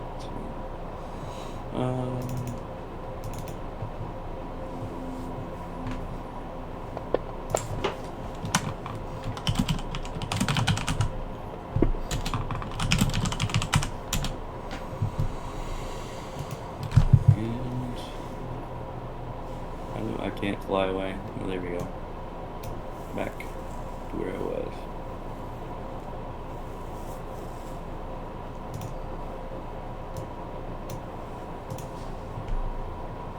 And that's it for Corbin. Still sleeping. Still sleeping. Little drool's coming out of her mouth now. Demetrius. I'm going to use my first attack to slap Arcadia in the face. Nice. Okay. Does she wake up? Do you have an unarmored attack? Oh god. Sorry, Arcadia. Yeah. This. Yeah. Okay. Okay. And she wakes up. That does wake her Yeah, up. you wake to a pretty hard punch. And he says, "Welcome back." And then he will attack the nearest Caledon with his second attack. I'm using Nico's dice. Let's see what they do for me.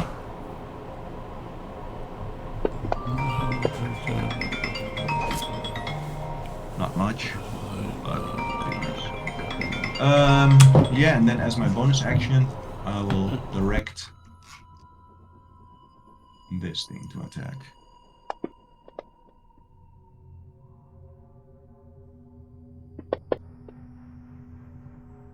Low roll.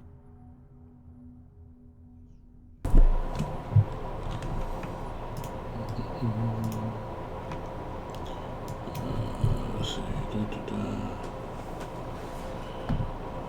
Right. And we'll do this one.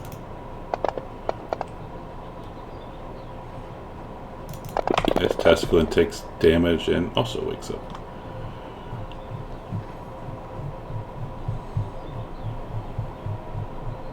And Arcadia, you would notice that Demetrius' ears are plugged, and he seems to be fine.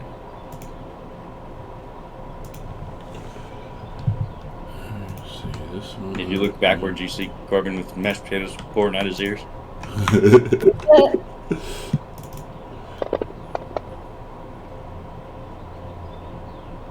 Damn.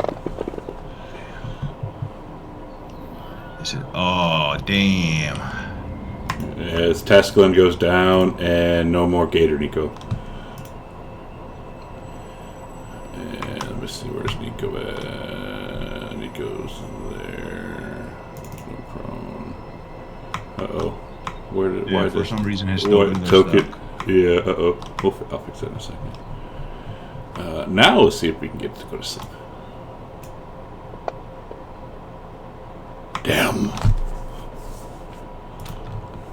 No, Tascalin, his save still the same. Tascalin, death save in the tower, please.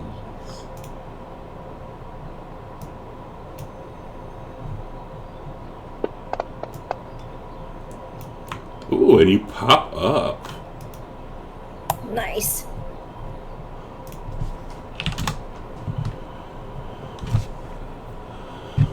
But I still can't see anything.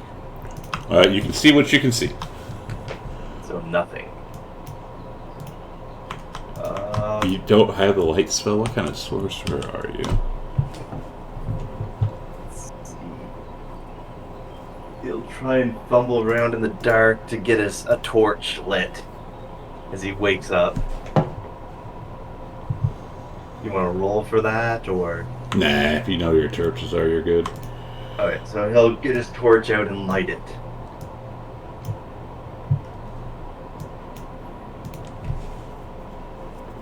I still can't see anything on the map. That's weird.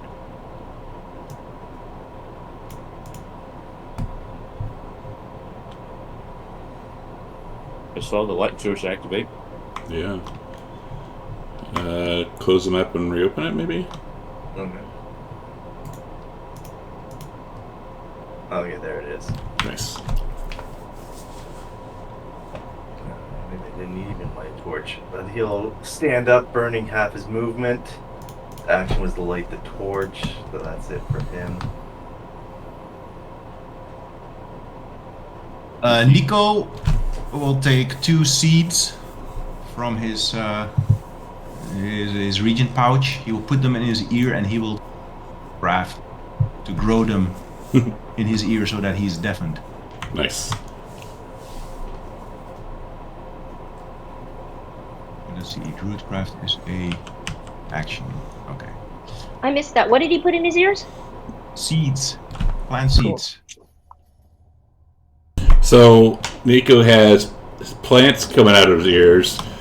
Corbin has mashed potatoes coming out of his ears. Demetrius has a tampon in his ears. Oh, Jesus. That's And the only pretty one, much what and we're the only looking one at. that actually has wax hasn't used it. Yeah, well, she did, but took him out. No, she took one out. Yeah, she took one out, so she's still, Right. you know. Poor Tasklid. Does Nico have bonus actions? No, he's out of shape changes.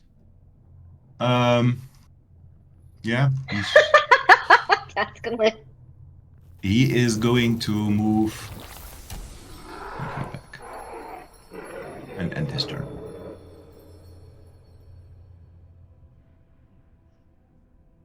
Mashed potato Corbin flies forward again. I have a routine now. I will. Yeah, he does. Dasklid is asking questions about the heroes. Dude, we're doing like 10 times as well as you. You're not doing anything. You guys are shoving random objects into your ears to your ass is kicked. Yeah, and it actually works. What are you doing? Half a fireball? Come on. Ooh, smashes that one. Oh, it died? It did. Never mind that second attack then. You just saw Corbin slice an angel in two, and you don't believe the stories? He's starting to think they're a little embellished. Okay, well you slice an angel in two and tell me what you think.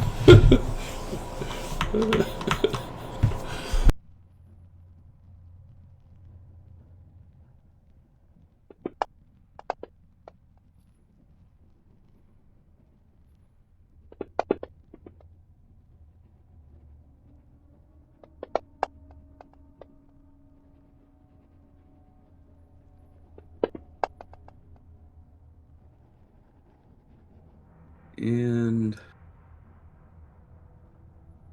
I will fly back.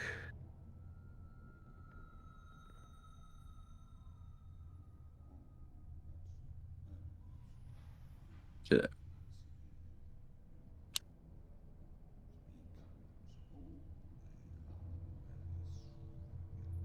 Okay, Arcadia would take that one piece of wax that she took out of her ear and put it back in her ear.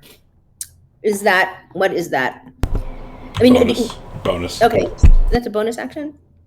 Okay, so if you, I'm just going to assume that it was maybe still in her hand. Is that okay? And that's why she was able to do that? Yeah.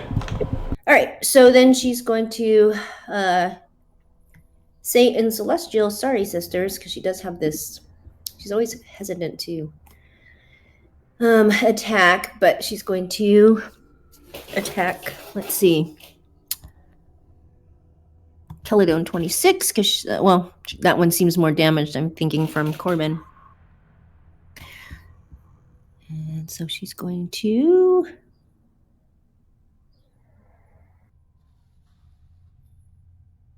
use her hand crossbow.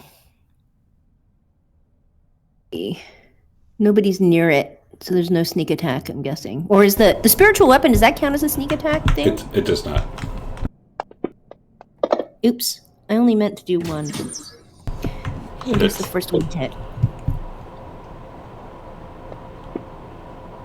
Great damage. What the hell? Then she's gonna go for a second. Man, they're not like I never mind. I'm not gonna say anything. Nice. And then she passes her turn.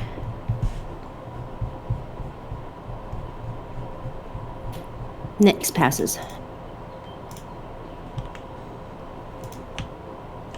Amitrius watches all of these creatures die around him. And is that black blood / oil they are dropping? Yes. He will move forwards and he will begin attacking this one.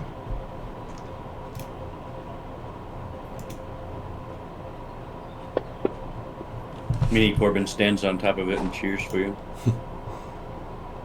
And I noticed that they are immune to radiant damage from the partially resisted, so that's why I'm not smiting. For you guys. Oh, I just figured you weren't blowing your load. Oh, you know me. I can't hold back. Yeah, I know. That's The horse part.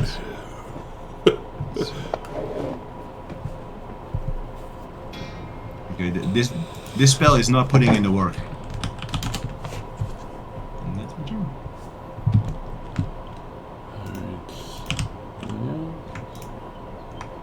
Just gonna move right there. It starts to sing, and the only one who can hear it is Tasklin. The heroes ain't shit.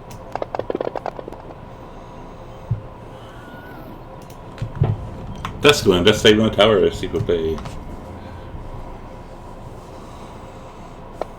Tasklin's just like the new. Ooh, yeah. So Corbin, you see a little puddle up here where Tasklin is. Step in, Nico. Okay, Nico is going to have a look at.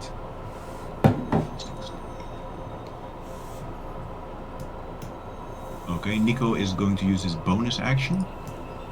Cast Healing Word on Tasklin. At level 1.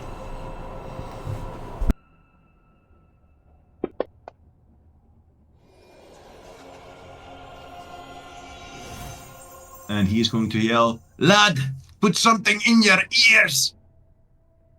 And as his action, he is going to Thorn Whip. Oh, I'm using the wrong dice. Ah, it hits anyway. Oh. Oh, that's fine. 40. Yes. Okay, that's his turn. He doesn't pull him.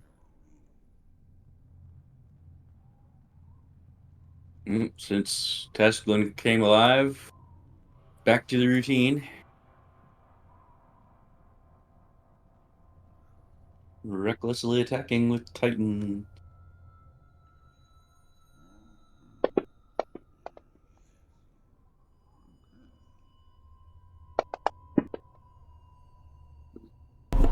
And you destroy it. And you are out of combat. Unless you want to try and destroy these statues that have not animated. I'm gonna go back here and rest for a minute.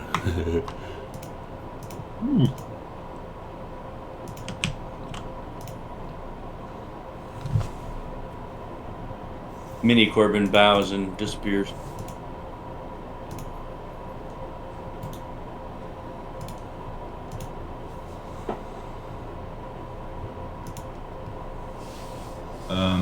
Nico will say, you will say to Tasklin, "Are you alright? I need to consult magic." I I think need- that's black turtle magic. And Nico does not hear him. Oh, Corbin's- alright. You're right. Scrapes the potatoes out of his ears and asks Arcadia if he can borrow some wax. Yeah, she'll give him some. And she takes the wax out of one of your ears. And Amitrus will pull at the string, and he will say, Arcadia, I didn't know you bought earplugs. Thanks for borrowing me these. She just looks at him and laughs. She says, it looks good on you. He will give her a strange look, and he'll say, do we need a moment to rest? I think we're all pretty injured. Yeah, Yeah. I'm pretty jacked up. Yeah, Arcadia looks like she's in bad shape. Let's see, there's only one way in and one way out, right? So I guess maybe we can put Nyx out in the hallway before this room so that she can alert us if anyone comes. Sure. And we can close this tomb door in the meantime. Amitrus will do that. The tomb door the slab is like smashed open, like when you push it hard. Yeah. Oh, it's You like push 'em broken over. into pieces? Correct. Yeah.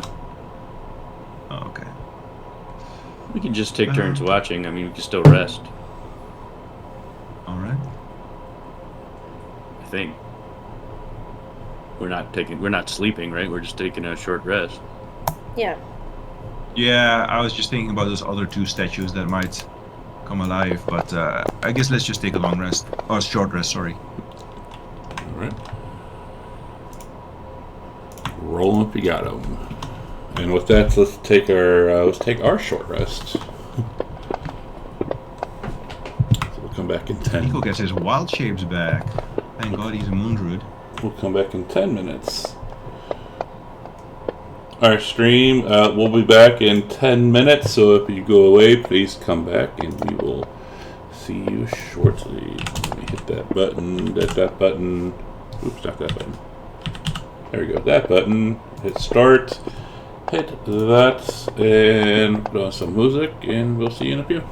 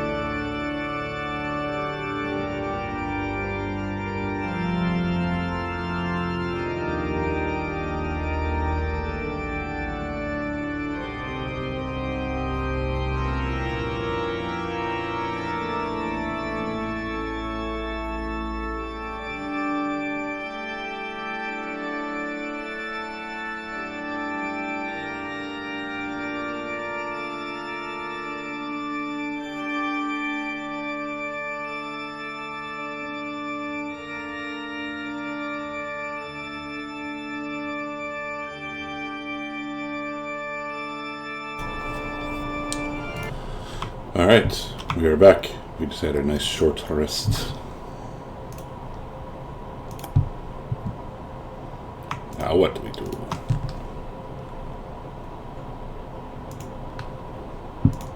Amitrus will walk over to these defeated creatures. And he I'm will gonna search put their wax back corpses in my for ear. anything that might resemble celestial magic. Give us investigation.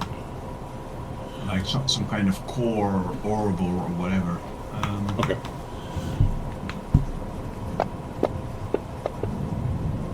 So you find some bits and pieces, like you know, like you take a machine and smash it. You would see a bunch of those around. Ears and stuff. Yeah. And what was Corbin doing? Oh, you stuck wax in ears.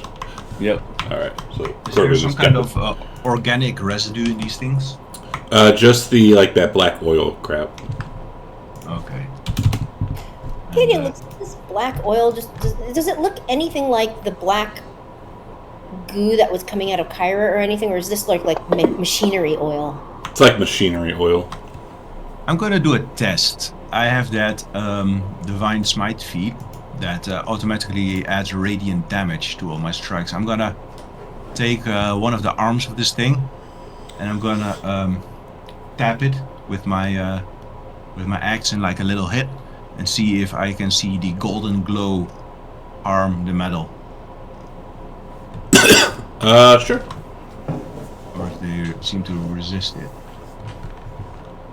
Oh, it would kind of resist it. Let's say it like that. And Amitrus seems fascinated. It says, "I've never known an evil creature to be able to resist the divine magic of the stallion. Not even Lord Sidon could do it. But this, they seem to have some kind of ability to turn aside this magic."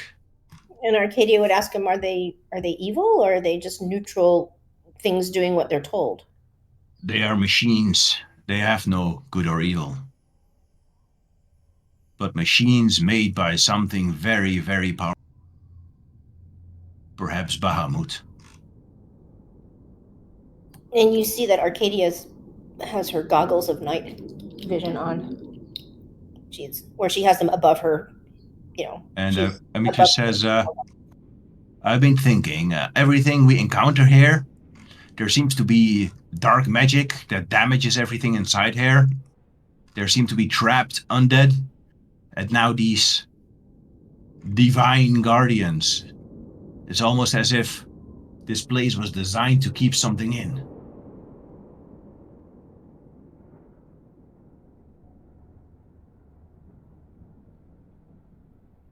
Something that should be much, much more dangerous than anything we faced here so far.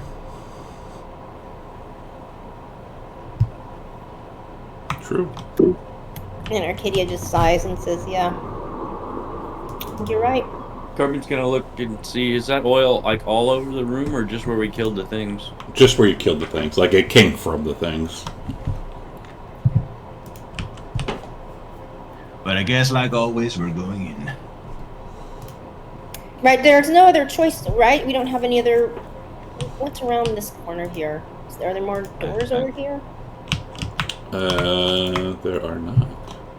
I suppose we could forget about becoming gods. Are there runes on this door? There are not. What about the other door?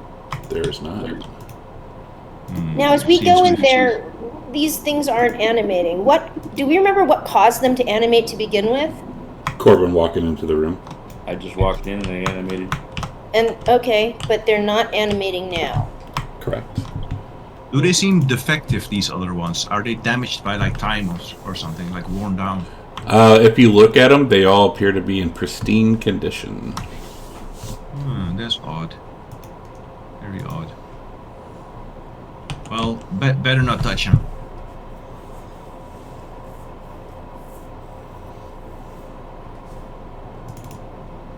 Askelin is going to cast light on his quarterstaff to light it up, so he has a source of light now.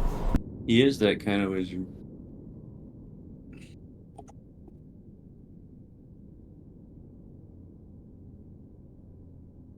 So, with the door, does any of the doors seem more ornate or more important than the other? They do not. All these doors, But- all these doors you've seen, all the doors you've seen so far, all appear the same. And neither of these have runes. Correct. Amitrius will go to push this slab down. And as he does that, Arcadia Oh, sorry, wrong one. Wrong roll. pops her goggles of night on, That was Arcane. and she takes the ear wax out of her ears.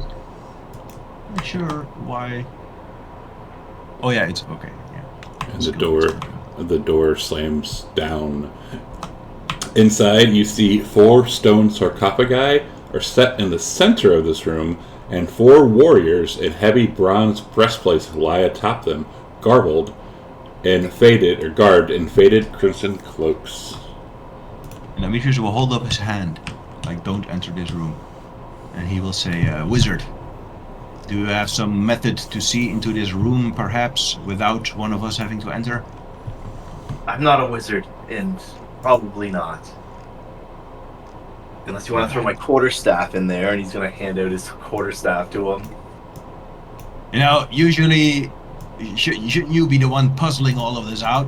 What this means, what this magic is? Isn't that what you do? Wizards in your books all day? Pascalin's going to look at Corbin and the little bits of mashed potatoes still sticking to his ear. I thought the heroes would have a better understanding of this kind of thing. This is my But first... you don't. I've never been in a dungeon before. Well, we've been in a few dungeons, but not one like this.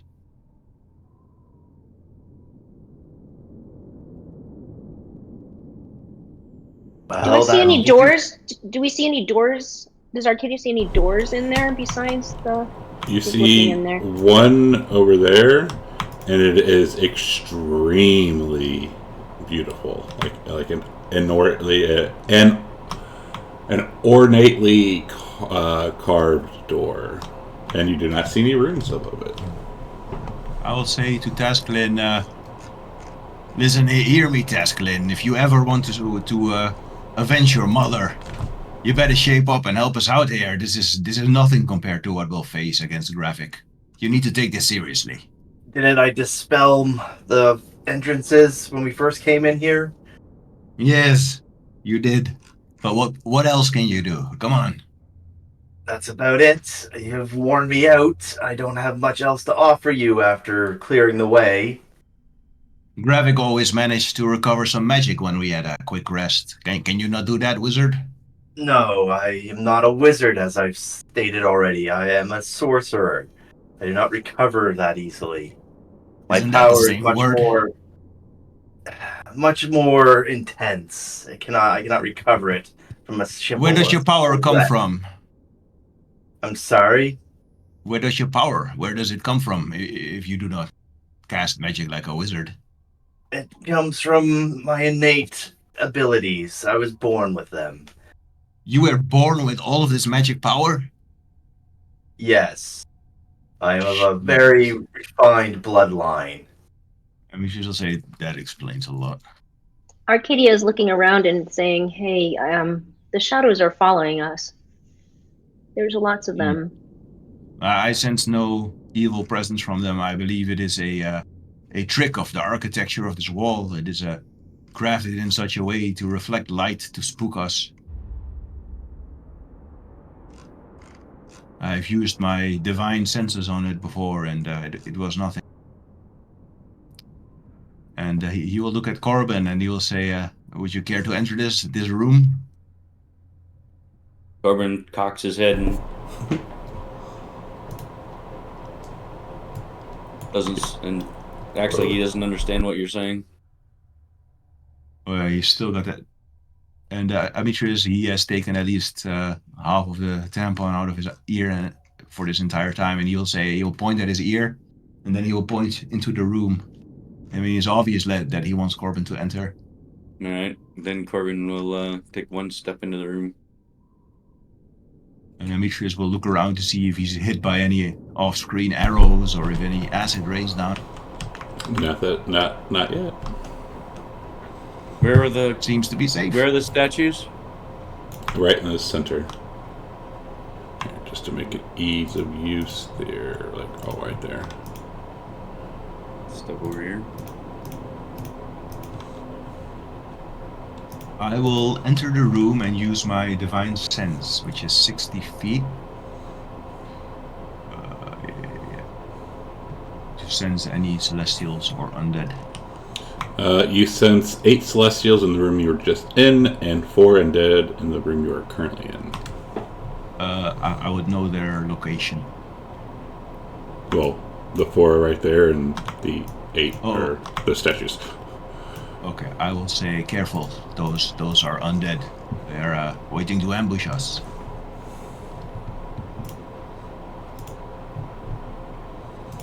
I will begin following Corbin. Maybe circling. Well, do you communicate this to Corbin in any way or not? Because I'm just looking at you. I just said that out loud. As you said that out loud. I still look at you dumbly. Corbin's looking at Amitrius for guidance. Amitrius will point at the spawn and then he will make a chopping gesture across his neck, like careful, danger. Or at least that's what he thinks Corbin would understand from it. It could also mean attack those things, but you're not sure. Let's see. Arcadia goes up to Corbin and just like pokes at him and says, "Just pull one of the things out. Pull one of the things out." I'll pull one of the wax things out. Amitrius will say, "There is no need. There's no need to be afraid of any singing. Those are undead. They do not have the same ability." Maybe we should get the boy up here to do something with them. He can't do anything. Let's circle this room. What about Nico? And Nico will walk up. Aye, what is it, Corbin?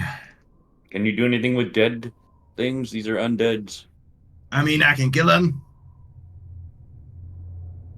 But me druid magic is all about life and nature. It can only harm the undead. And I'm going to try and hug the wall and see. I will follow him, also hugging the wall. Arcadia's just gonna watch from back there, see what happens.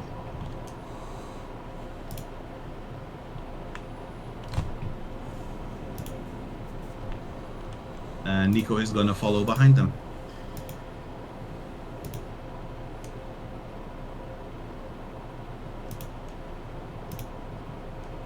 Arcadia would say to Tascalin, how much magic do you have left? Not much. I'm feeling pretty drained right now. Okay, and then she says, well, then stay behind me. Do I see any runes on this door? You do not. It is a very beautiful door.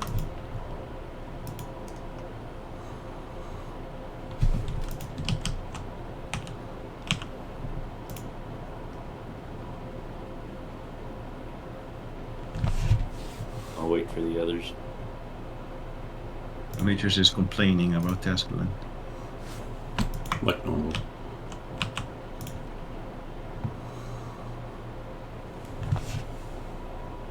Arcadia says to Tascalin, get ready to run if we need to. Really? I shall try to... into the entrance and go and do I see hug any the locks walls. or anything on the door? You do not. No writing on it or anything? It's just ornate. You do see some writing on it, but you do not understand the language. I'll ask Demetrius. I will cast Comprehend Languages, and I will put my hand on the writing to interpret it.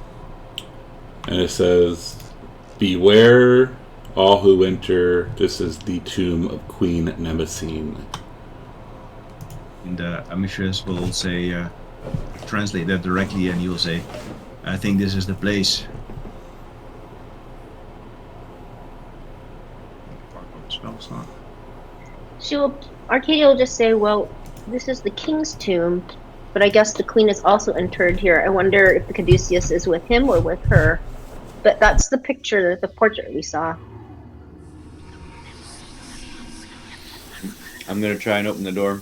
Okay, hold up, Corbin. That's actually a very good point. We should check the other tomb. The other door. Maybe that's the king's tomb.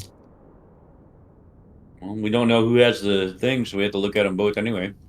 Wasn't it the king that had it, Arcadia? It just said that it was in the tomb of King Carpathos. I mean, So this is it the just wrong said tomb. let me just double check what it said.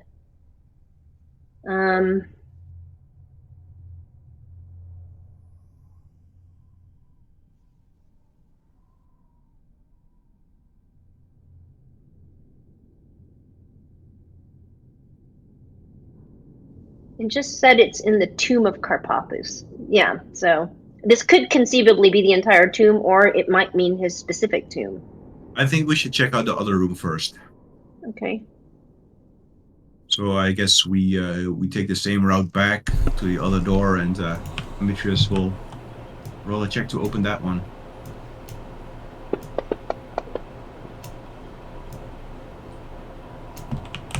Alright, so let's see what speakers over here. I'm going to put my wax back in. Alright.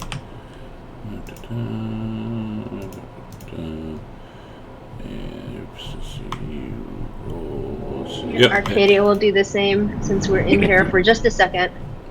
As this one slams down, you see the circular room has 2 stone doors, neither of which bear any markings.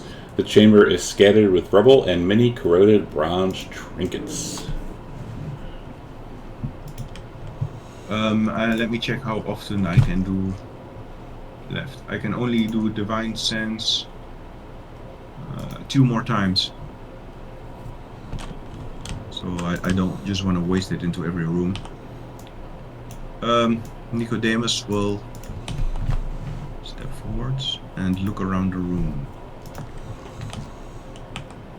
2 hallways. 2 stone doors. Does he see any runes above the doors? He does not.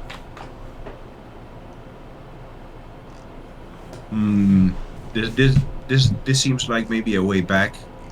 Nico says. I don't know, this is heading north.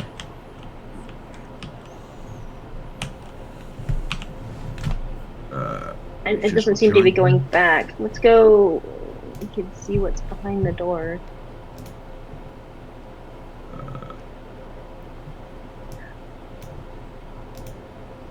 Oh, you mean the one to the west might be on the way back. This is, I think, the hallway from earlier. Okay, what about the one to the north? Yeah.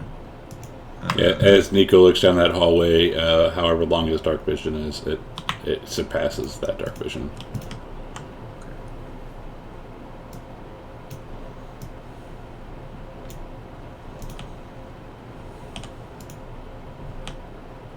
Yeah, this is another of those hallways. I think that Queen's tomb is the one where we should be at. Well, it was worth a check. Well, we can look down these and see what's down there. How long does this hallway stretch? Same as the other one?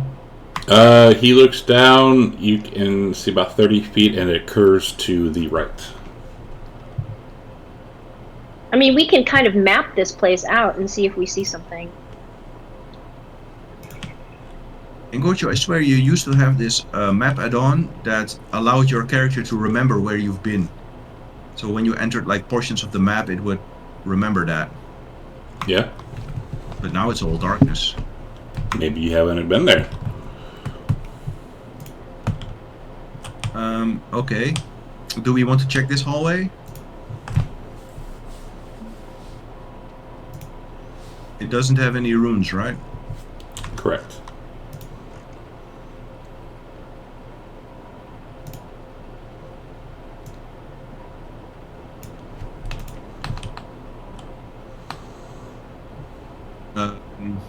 Yeah, let's see.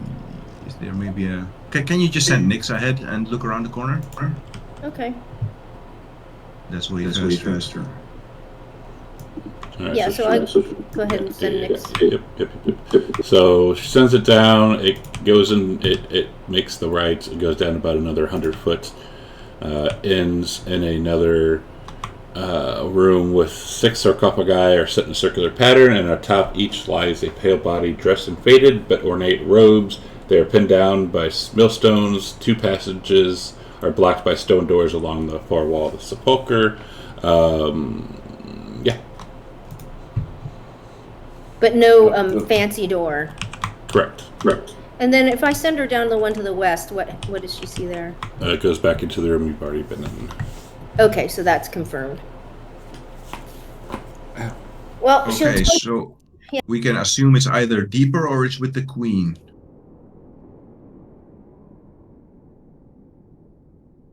I think we should. I think we should go back to the Queen.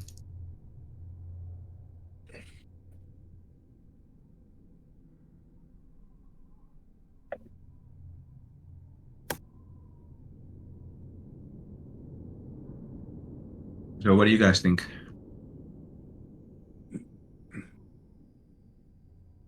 I'm fine with that. Corbin can't hear you, so he's just following wherever you go. Yeah. Okay, so Amitris and Nico will go back to the door of the Queen's chamber.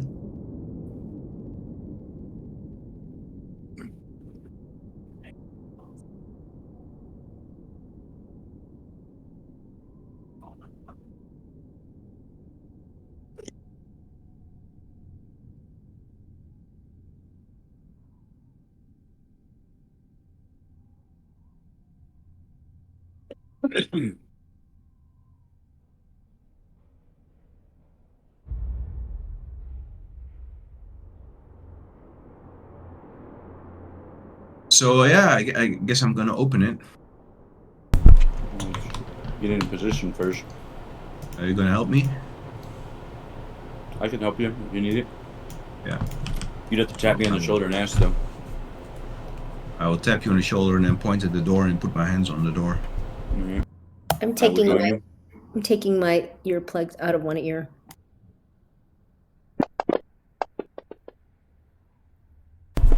And the door slams, kaboom.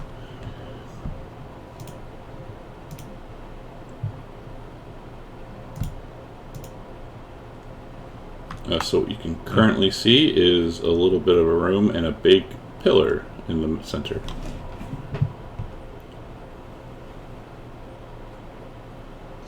Nico actually has dark vision, so that's why I'm making him enter, because he can actually Corbin has see dark further vision, than too. 10 feet. I can see 120 Okay. feet in the dirt. Oh, then can you enter? I think yours is even better than Corbin's, or than Nico's. Yeah, Nico only has 60 feet. Does anything happen? No, What are those rocks I see over them? that is rubble. So I don't see anything, no writing or anything. Not where you're currently at. I'm gonna avoid the rubble and go this way. Hugging the wall again. I'm gonna go to the pillar and hold my ear close to it without touching it. You do not hear anything.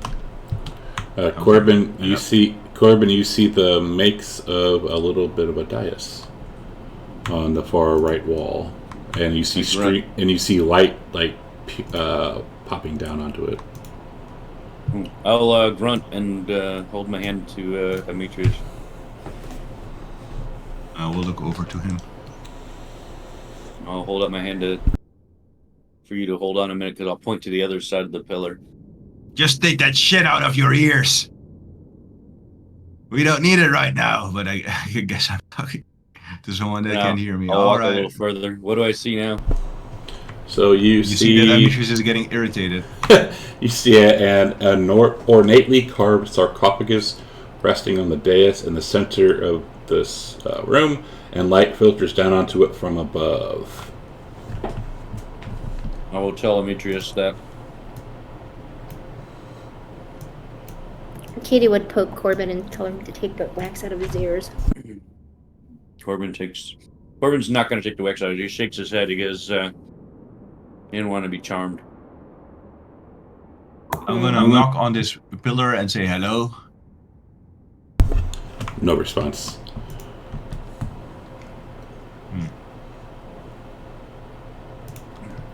I'm gonna wave Demetrius over here. What do you think? I know what all that means. And I will point out that the room smells of dust and the putrid odor of rot. Should I sense for the undead? I can only do it twice. I think now would be a good time. Do you have? Is this the one? Have you shared the description of this in the chat? I have not. Okay. Oh, because there's more to say. Okay. So the queen is on that dais to the east. There's a sarcophagus. There's a sarcophagus, correct. Okay. Can I see from here? Is there any writing on it? You cannot see from where you're at. You can see the sarcophagus, but you don't know if there's any writing on it. Yeah. Nico's dark vision will join in. And describe the pillar again. Is that it's just a pillar Just a with pillar. no scratching sounds? Correct. Well, if I had to guess, the queen's in there. Tasklin, can you detect magic for the object we are looking for, the staff? I probably have one more if I was in me. Detect magic. One. You will cast Detect Magic. Other than the magical items on your persons, you do not detect anything else in this room. I'm not detecting anything in this room besides what we're wearing. Okay. We have a choice here. We can risk opening this thing to see if the staff is in there. Maybe it's beyond our detection, or we should go further because I'm somewhat sure there's something evil in there, but I haven't used my sense yet. I want to inspect the thing. Now that I'm closer, is there writing or anything on it? Yeah, it's like runes and like ancient writing. Nothing I can tell what it is. Correct. Like it's I still have comprehend languages, so I will touch it.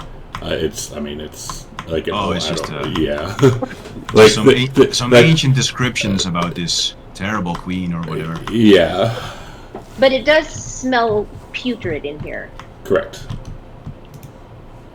And it's coming from this sarcophagus. It is filling this room.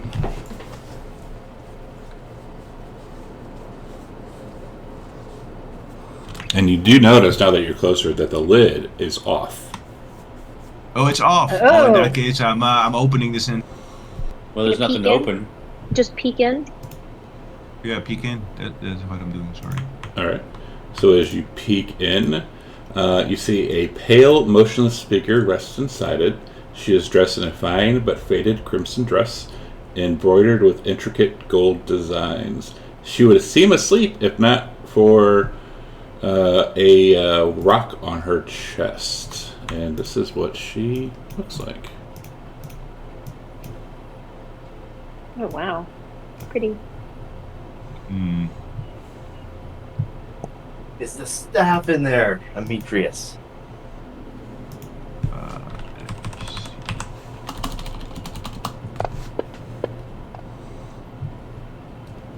Let me see. As you're just looking around, you do not see it. No. There is not. Maybe we should go further into the dungeon. Forgive me, but I would like to look myself. Okay, but if you want to look Sus. yourself, Demetrius will put a Sus. hand in front of him and say, "Do not touch her or the stone on her chest." I don't think I could lift the stone even if I wanted to at this moment. Even touching it might waken her.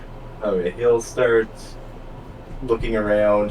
What kind of roll did you want for? He's looking in the coffin to see if it's like under her or something. You're not touching, just looking. Yeah, just trying to look underneath her, see if there's anything sticking out. Perception, since you're not like physically touching anything. You think you perceive pretty well that you do not see anything in the sarcophagus other than her body and a rose. He'll take a look at the body. It's at this point, it's probably obviously a vampire. And it's pinned underneath the. That's what she looks like. Okay, so he's just gonna slap her on the forehead with the back of his hand What? and try and wake her. What? Oh my god! I will say this. Are you sure? Holy She's being fuck! pinned down by the stone, isn't she? So were Well, the we other remember things. that. Yeah, the other things were pinned by the stone, and they all went clink, clink, clink. And oh, Arcadia's about to Okay. disown her nephew. I just want you to remind you that you're standing next to an 8-foot-tall centaur that just told you not to touch anything. But True, but he did- just wants to get answers to get out of there. But you'll every no, you'll see go him, ahead like if you want. Go ahead and Alright. go ahead Can't and stop you. play your Alright. character. Whatever So- the boy would do. So when Sounds you like something Wesley would do. when you go and slap her, her eyes open up and she looks at you, and immediately teleports right there. Rabbit! I mean, Desglin, you stupid asshole! what the hell is the fucking stone even doing then if she could just teleport out immediately? The other vampires also got freed, remember? Yeah, they all had millstones around their neck, and when I attacked them, they all dropped away. But he I wasn't just attacking told her, you he's not just to kinda- touch anything. He's just flicking her forehead. Oh god! And then Arcadia goes, "You dumbass!" We need answers. We can't wander in this temple forever. Fortunately, Corbin can't hear any of this. Great. Arcadia's just gonna. She's just like, I'm gonna let him go first then. Looks like Corbin's Yeah, going first. I don't think that's gonna work anymore. We're fucked now.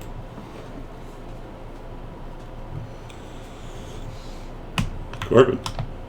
Alright.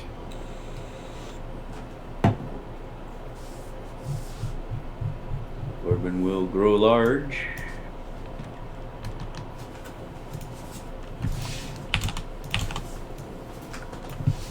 And pull out my giant axe.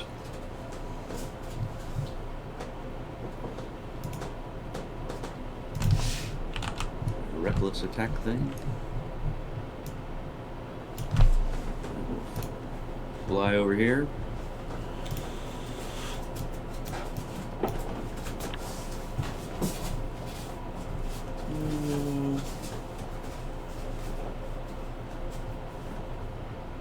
You know what? For my first thing, do I have to use like a whole action? I'm gonna try and grab the rose out of her hand. Sure, you can certainly try. It'll be high or low. High. All right, high will be a bonus action. Low is an action. I'm sorry. You Oh, you're good. There, bonus action.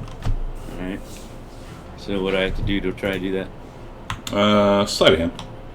Sleight of hand. You want the tower? Or? Sure.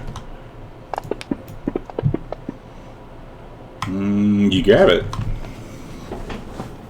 Alright. Nice. And then. Tale as old as time. God. Since I still have my action, I'll try to whack her with a giant axe. You just slap her in the face with a rose. I'm assuming. It's like- What's that? It's like an episode of The Bachelor. I'm assuming she's not human. No.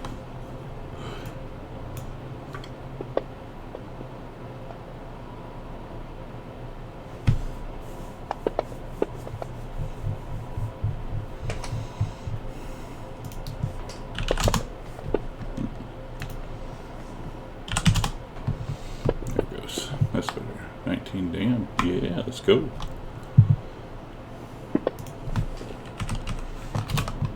Missed that. And then I will strategically withdraw back to where Demetrius is. And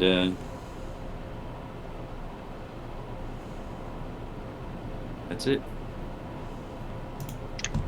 Arcadia murmurs a little something. She is going to use her bonus action to put Hunter's Mark. You Cast can't Hunter's Mark. You can't see her from where you're at. Alright, she'll move over here.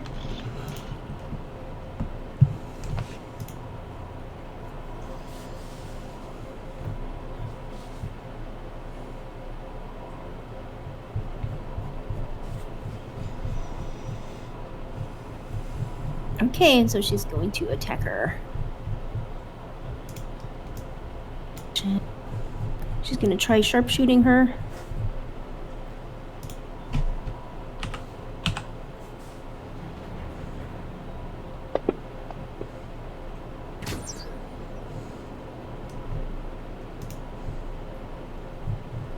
Okay, there's no sneak attack, but there is Hunter's Mark.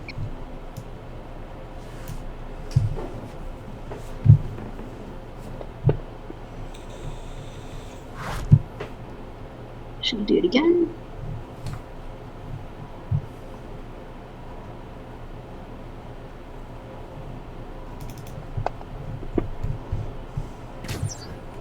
Oh shit, misses, passes her turn. Nyx is going to fly above.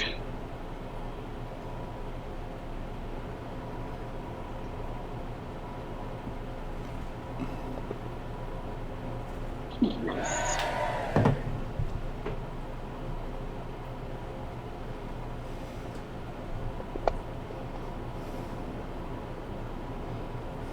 And pass turn. Ooh, fuck. Look at that. Well, there goes everything we just did. Except for one hit point.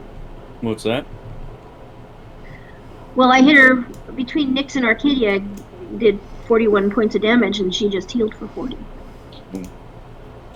So you now see 4 of her. Ooh, shit. Damn it. As she comes over here. Let's see, can she go farther? So does this mean that she kind of looks blurry like Demetrius, or there literally are 4 different figures of her now? There are literally 4 different figures of her.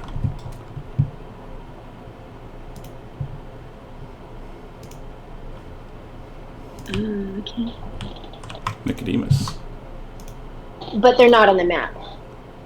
Correct.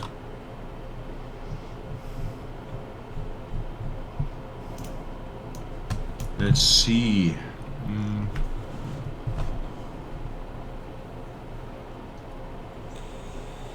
Nicodemus is gonna cast Fairy Fire on her. He will go to cast Fairy Fire on her, and she will wave her hand, and the Fairy Fire will dissipate. Counterspell? He gets that sense. Okay, so the spell slot is lost? Yes. Okay, I will mark it off. And it said, damn it, she's stopping me magic. And he will, since he's got his wild shapes back, he's going to turn into a crocodile again.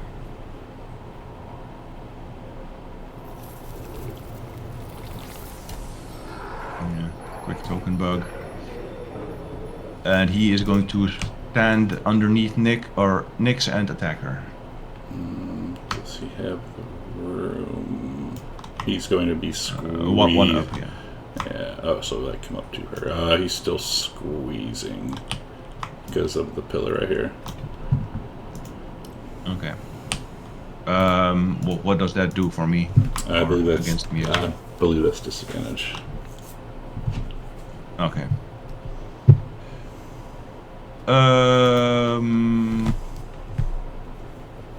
If he moves 5 to the... No, I guess then he would be squeezing the other side. He is going to run over here.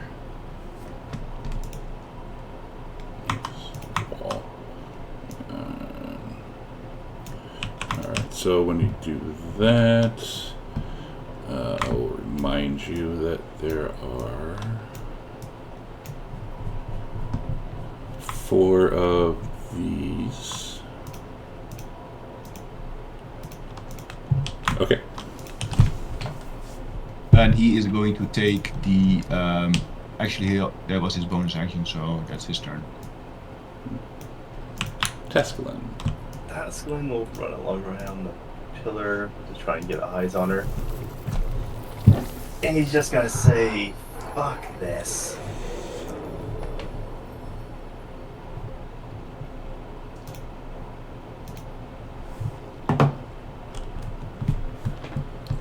What's he doing? Who's all in that? What is he doing? Fireball. It would be her, Nicodemus, and Nyx.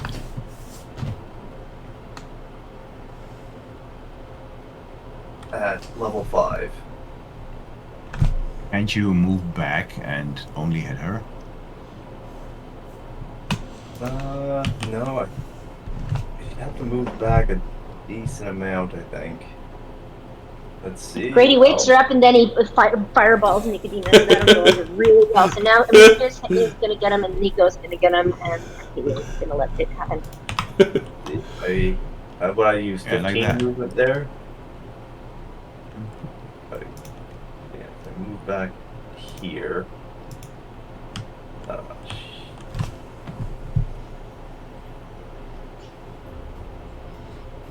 There it is. Nyx will be in it. Will he get all 4 of her rejections in it as well?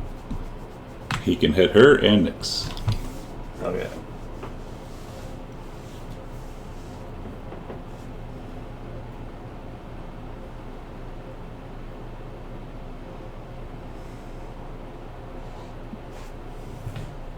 Wisdom. What's the other one in that? You targeted her and Nyx had Nyx. advantage? And 1 second. Alright, so she's going to... Yeah, that was it. So she's going to save, choose to save. Okay. Can you do something to make it so that she saved that? Just roll the damage, and then I'll fix it. Okay. You can also press the half button. Or the half button, yeah, I'll just do that. But Nyx would take half damage too. Oh, we can just adjust it. Yeah. Okay. So I'll click the half. So 5. Or not.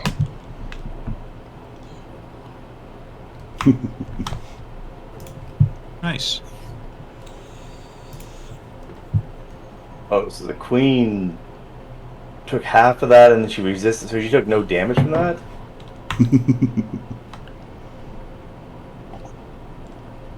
Okay, so she's resisted to magic, or at least fire anyways. No, she chose to save. She chose to She save. chose to save, but she should have took half damage That's why from she do that. half, right? She Because you took clicked half. half. Yeah. Right. It all Click the half button. it all rolls out fine. Okay. That's it for Tascalin. And Amicia So looks. this giant fireball goes off and engulfs Nyx when Arcadia looks at Tascalin. But she's, because she didn't know what was going to happen. But Nyx seems unscathed, glowing though with red fire, like an iron in the fire. And then the queen looks barely damaged. Amicia looks like he wants to charge at Tasklin and beat him up instead. But, he's about the only one with a good chance. Oh, he's going to hit her with his Holy Avenger. Or I guess attempt to hit So her wait, now we're gonna do with questionable Oops. results. Let's see if it hits. First, we'll see if it hits.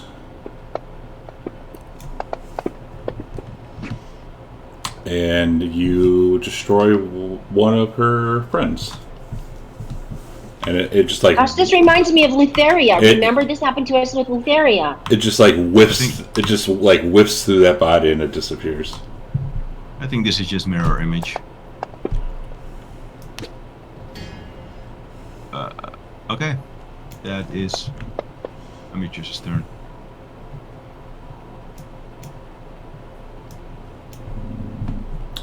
Does she get 1 second? Oh, cool. So at the end, she's going to attempt to bite Amitrius. And miss.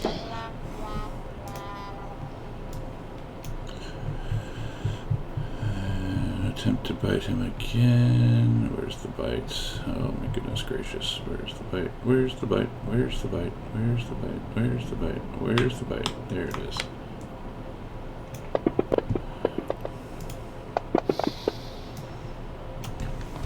Oh, it actually hit him down. So let's roll some damage. Oh, she bit me twice? She bit you the first, or she missed the first time. Oh, sorry, the Scornful Rebuke accidentally added the Holy Event. It should only be 5 damage. 5 damage, okay. So 30.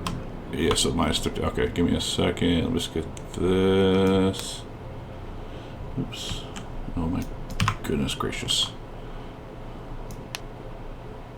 So that's the bite. As she wraps her hands around you. And so that was, let me give her 13 back. So 9. Sorry, math. Math is hard.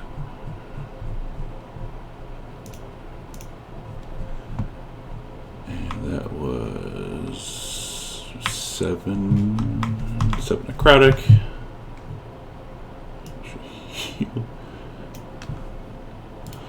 So she goes there. And Amitrius's thing is reduced by 7. So 3. Oh god, math is hard sometimes. 26. Cool. Okay. And at the end of that, she's going to do it again.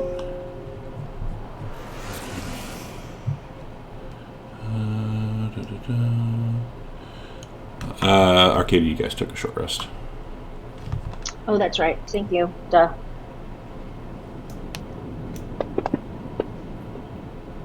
Cool. Alright, Corbin. Alright. Corbin's gonna fly.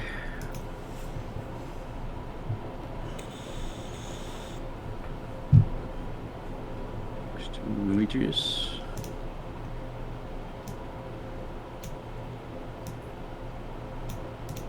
And I will continue to ask her some questions. All right. There. Ask her some questions. Yes. Recklessly.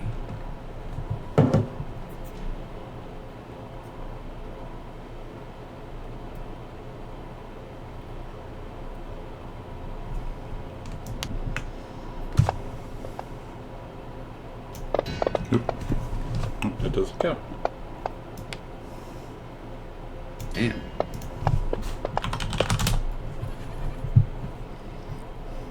Missed all three. Oof. Wow. That's not good. Your attack bonus isn't right. You're Yeah, it only is. adding proficiency, not strength. Did You I? should have plus 11, not plus 6. No, it's because I had to take some off because I was using greater weapon mastery to do more damage. He's using great weapon mastery. I'm pretty sure I got it right. Oh, yeah, what does- right. You have to minus. Great. You have to minus it. Great weapon. Oh, he's doing the plus 10 thing. Yeah, it's minus. Oh. Well, it's minus the proficiency, and then double the proficiency for damage. Yes. Oh, okay. So I spent a lot of time coding it. I'm pretty sure. Yeah. Like we discussed this for a little bit. So. So maybe don't do that anymore. I guess as the bonus action, I will hold the rose up and crush it in front of her. And her eyes go small. And do you still have wax in your ears? Yes, I do. Okay, so she says something, and Yeah, I don't hear it. You do not hear it exactly.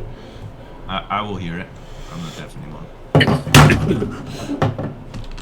What is she saying? She's just talking shit.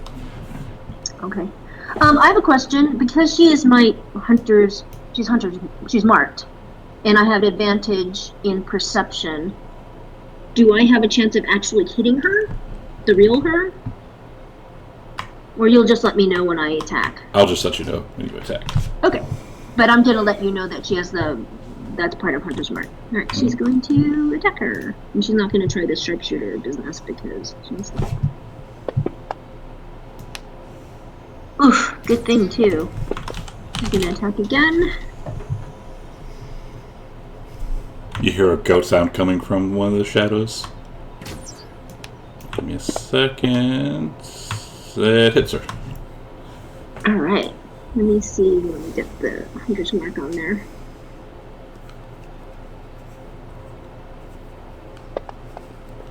Oh my god, it's already 11:25. Holy shit. She bonus actions will hit one more.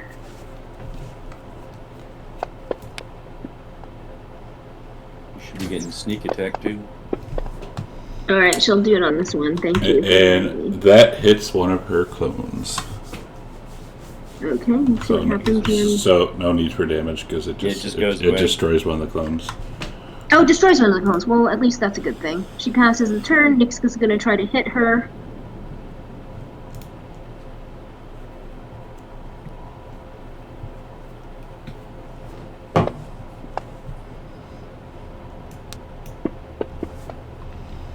And destroys the other clone. Yay, good. Alright, pass turn. Right.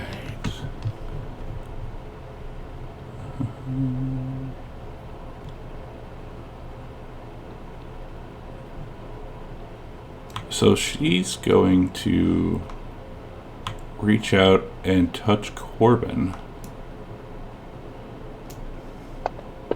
Where's Corbin? Right next to her. Oh. And nothing happens.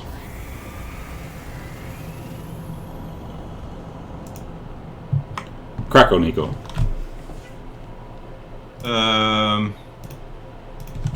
So there's Nico one more will- clone of her? No. Okay. Nico will squeeze forward and attack with disadvantage, Okay. and then move back again. Okay. Oh no. Arcadia will say she's calling others. Look behind you, Nico.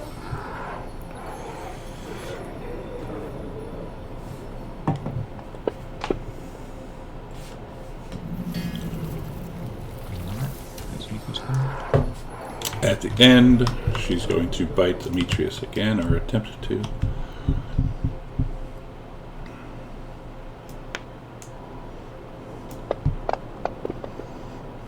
Alright, Tescalin. He'll move over here. Is this okay. He'll peek around and I guess he'll just for now he'll cast just a firebolt at her. Try and test the waters to see what actually gets through.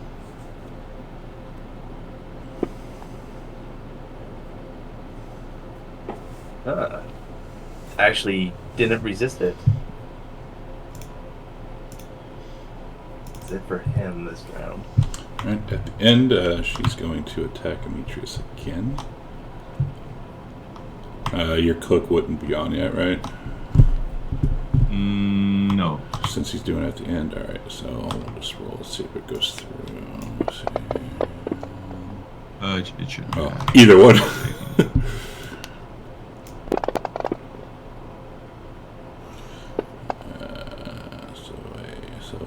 Yeah. Let me now. The cloak would activate. Yeah. So that needs to be retrofit. So she's getting 15 to 20 cents. Oh yes. Sorry. No, it's It fine. still adds it somehow. I'm good with that. I will You went down by 15. All right. attack her with my short sword.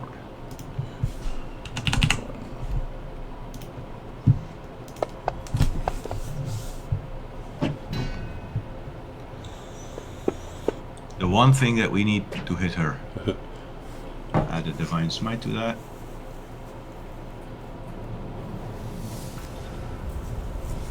Hopefully.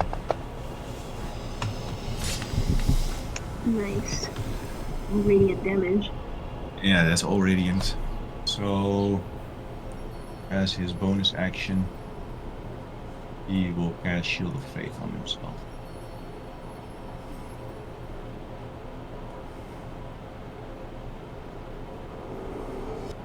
Okay. And last one, she's going to bite you again.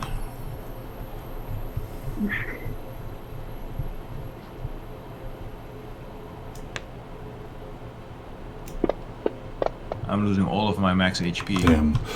All right, so Thank goodness I missed. Stone or not, Crocodile Nico, you hear from behind you a clink, and then another clink, Oh no. a third clink, and a fourth clink. That's what Arcadia was yelling. She said she's calling her reinforcements and she said, Nico, look behind you. Corbin. Alright. Corbin will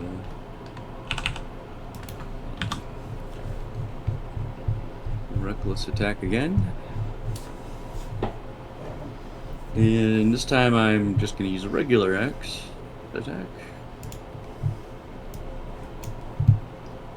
Make sure I hit.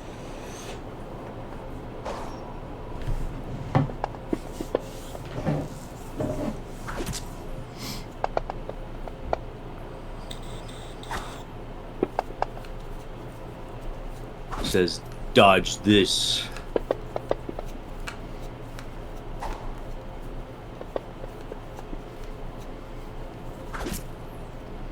Wow. Nice. What's he get advantage? I'm recklessly attacking. Reckless Oh, that's attack. right. You're And relying on me to tank. I will action surge. And I'll do it again. Ooh, got it. Nice. Nice. Phew, I thought this was going really bad for him. Whoa. All right. I mean, he just did what, over 100 points in Yeah. like one round. That's fair. As she goes down and turns to mist. Oh, I was gonna whack her again. Nope, she turns to mist. Oh, quick, get the mist. As those four all unanimate.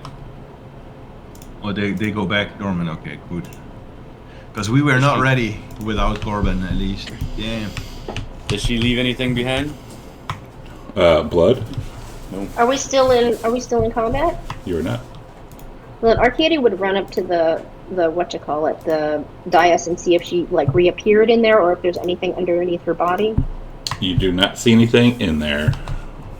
I'm gonna check the pieces of the flower I crushed.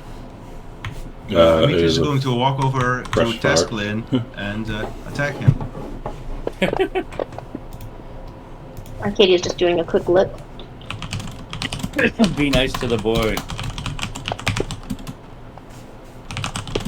He's going to try and trample him underfoot and say, I'm going to tell you this only once. When we say don't touch something, you better listen, or else you dungeon and forget about What? avenging your mom. He'll reel back a little bit and wipe the blood from his mouth. Like, what? So we just wander around in this temple until we die? We haven't wander found around. any hits. This is And the then, closest thing we... Oh, sorry, Arcadia go ahead. says we just wasted precious resources right now fighting this for nothing when we could have gone on. This is the closest thing we came to finding it so far. No, it isn't. There's nothing here. So you need to either pay attention to these heroes that you worship or get the fuck out. Woo! She's really angry.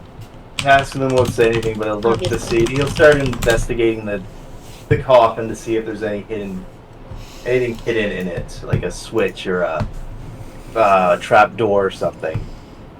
And what did Arcadia see? She did a perception check. She does not see anything. Tesklin gave us investigation. Oh yeah, I'll burn my inspiration, do a quick investigation to see. Oh, I forgot to put advantage on. He does not feel any switches or anything like that inside the coffin. Yeah. And he'll kind of like slam his palms down on the edge of the tomb, like, well then where else do we go from here? This is the closest thing we came to.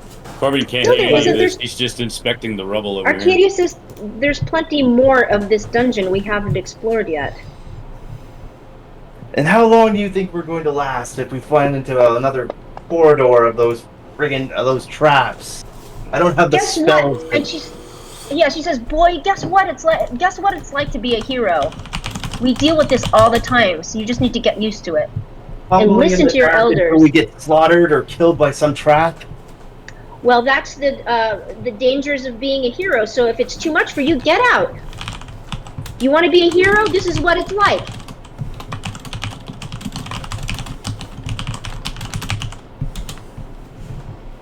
Arcadia's now going to go investigate the outside of this dais. Okay. Pork grab not grabbing. It's just a dais. Don't Okay. see anything in here.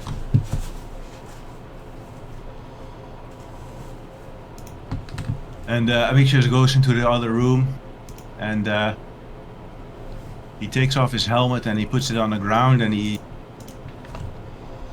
like breathing angrily to himself, like the old warlord is coming out, and he takes a flask of water from his belt and he pours it over his face and he washes himself. He says he does a breathing technique. Calm down. He says, "Okay, calm down. It's not that bad. You've been in worse situations. Don't kill him. It's not worth it. Okay, let's focus." And then he puts his helmet back on and he gets straight again.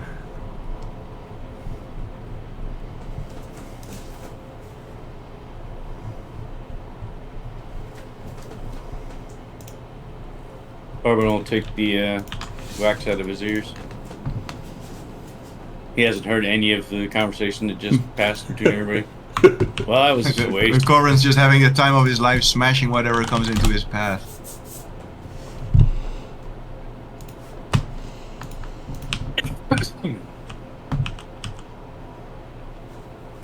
I'm gonna look in this room. Do I see any changes with the statues?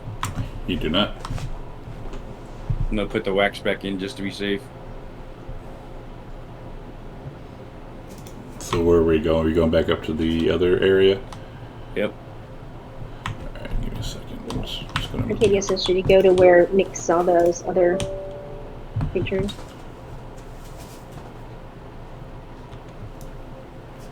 That's the one that it was the 6 sarcophagi. Or do we want to go to the ones with the... Yeah, I think we have to go up to the other path and then go left and go into the deeper dungeon. Okay, right. I think this is just like, what do you call it in video games? A mini pre-boss or the first boss of the raid. Did we go into the one with the 4 warriors and heavy bronze breastplates? What about them? Did we go into that room? You did. Those were the. Yeah.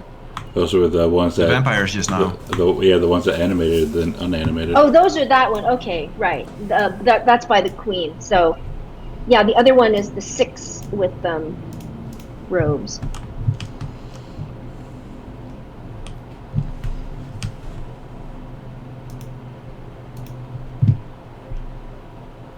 I will inspect both of these doors and see what they have to offer us, I guess. They both look the same? Both look the same. No rooms. I will walk from one to the other and give them both. First, the upper one, I give a push. Okay, and it slams down. How come I can't see? Let me see. Hold on. Because it's very dark in here. I had to click on the token locator. Oh, got it. There it is. Never mind. Yeah. So, as you slam this door down, you see a thick layer of filth covering the floor, and the stench of refuse fills the air.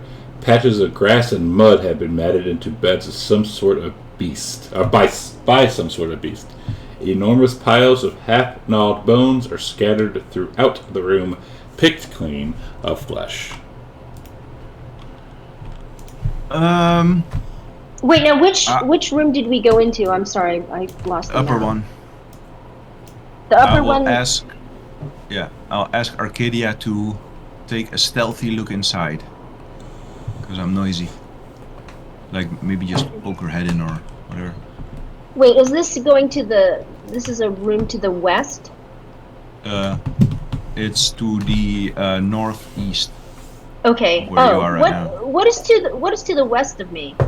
That's where we came from. Oh, okay. Yeah. I just moved you. Sorry. Yeah. Okay, gosh, I was confused. Okay, no, yeah, she turned off her drift globe. Her drift globe is off, so now she just has the goggles of night. So what does she see in this room? What I just described. What you just described. Okay. She doesn't see a beast of any kind? Nope. Doesn't. Not a good omen for us. Are there more doors or exits from that room? I see 2 of them. Yep. Do they have runes on them? They do not. This one, the northern one, looks even more intricately beautiful than the Queen's tomb. Oh, she will be the tell king. that. Yeah, she will tell that to them. She's going to step 5 feet into the room very carefully. She's going to start hugging, wait to see if hugging she it dies? quietly. Yeah, she's doing better than Demetrius at this point. She's going to continue creeping stealthily across and then go up to that door and see if it says anything. When you get here, give me a dex save. Oh, fuck me. Okay, hold on. Looks like a good time to use information. Nice.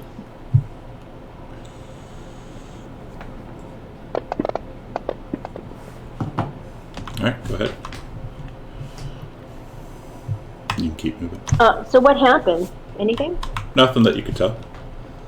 Okay. So what does it say? It says nothing. It's The just a door very- doesn't say anything. The door does not say anything. Okay. And this place just looks like it's matted down. Correct. By some sort of beast.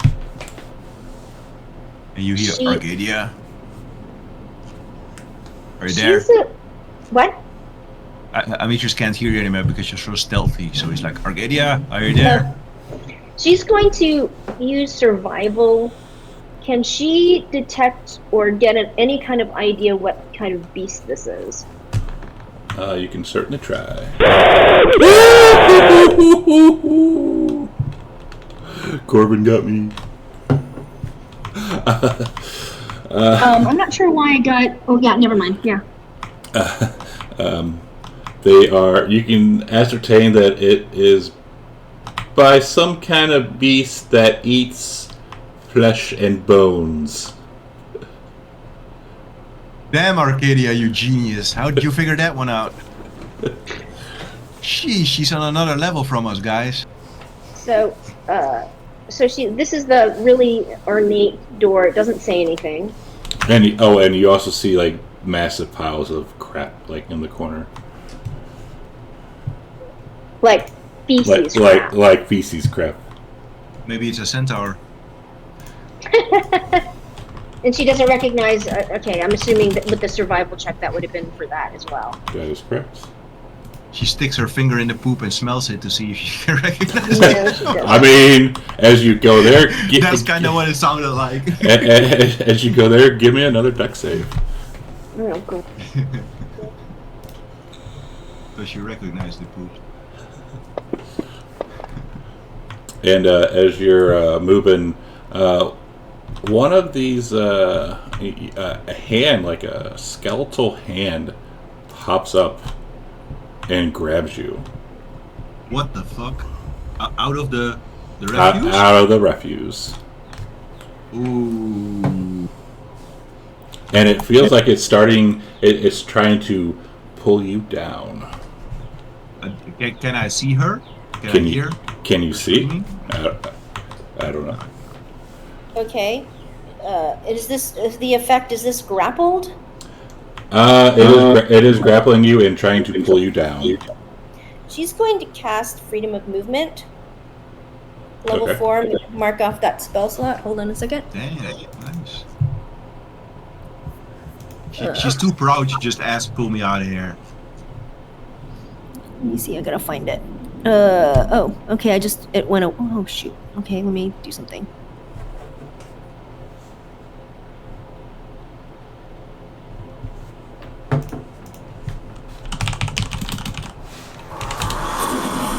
Okay, so then I should be able to get out of it. She is going to hug the wall very tightly to get to this door. Does it say anything? And she looks back. Did the hand just disappear back into the earth? It did. Okay. Does she see anything at this door? She does not. All right. She'll call out to the others. She goes, "There's something hiding in the floor here. Did you see that, or did anybody see that?" We can't see anything in there. Okay, she will do her best to come back out of the, hugging the wall again and come back in there. And she says, "I don't see anything on the doors, but that one to the north is probably to the king because it's very ornate." But she says, "But a skeletal hand popped out of the ground and grabbed me and tried to drag me in there." I will see what I can sense from that pile. So I will enter the room and stay out of the way from what Arcadia warned me about. And when you get there, Okay, give me a dex save. Okay. Was there a pile here as well? Oh, it wasn't a pile of poop. It was just, there's piles of stone, there are a pile of bones everywhere. Okay. Nothing happens. Okay, so when I'm walking across these piles, do I get the feeling that skeletal hands are reaching up to grab my hooves? You feel something brushing your hooves. I will use divine sense to detect any undead or such creatures within 60 feet. Alright, give me 2 seconds. 1, 2, 3, 4, 5. Let's do this. You sense 20 undead creatures in this room. Oh 20, shit! Jesus. Okay, I am going to get back out as fast as I came back in. And 1 undead creature in the other room. The one with the ornate door. No, the one to the southeast. Okay, so I am going to tell the party that there are 20 creatures in that room, and also the king's door. And if we have to, I think we're gonna have to kill him to get Why to not the just prize in fly this over dungeon. him? Most of us can't Great fly. idea. For those of you who can fly.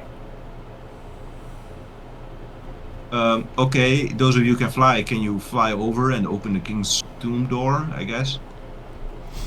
And how tall is the room? Enough for, big enough for you to fly through. Alright, I will try to fly over. I'll fly in your room and just test this if they try and grab me while I'm in the air.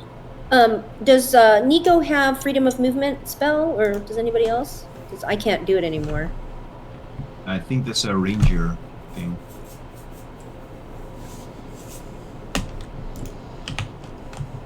Alright, so Corbin goes to the door. Yep, I will attempt to open it. Okay. Is that just strength, you Yeah. said? Yeah. Nope, I didn't do it. Nope, you did not. I'm gonna try again. One more Go time. ahead. I mean, Arcadia can go and try to help him. She'll. Did you want me to come and help you? Yeah, I'm gonna need help. Arcadia's gonna try to retrace her steps and jump over that place where the hand grabbed her. So she's just. Well, you know there's 20 of them. Well, They're yeah. everywhere. She seemed to only trigger one of them, or two of them. So she's gonna go. With freedom of movement, you're just immune to it anyway. So Right, roll but she plus doesn't roll. want to trigger them. Well, she doesn't know if that means you're going to come out or what. Oh yeah, you're right. So she will go ahead and help Corbin and give him advantage. So she's going to help see what happens.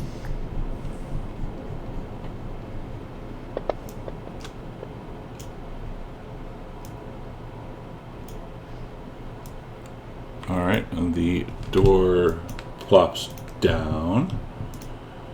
And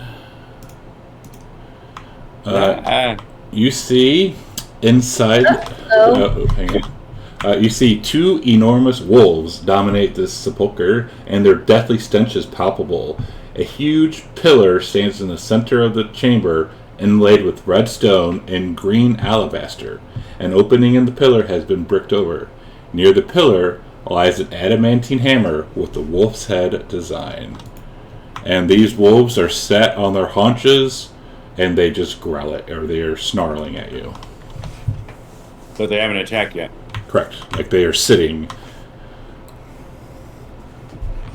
I'm gonna tell Arcadia we should go back, and I'll fly back. Can I carry Arcadia? Adamantine hammer with a wolf's head design. Do we might need that? Probably, but there's wolves, big ones. Yes. So. I mean, we're gonna have to do a few more battles in this place, right? We need that staff. Can you shoot one from here? Maybe they'll come into the room and get eaten by the undead. It's true. I could try that.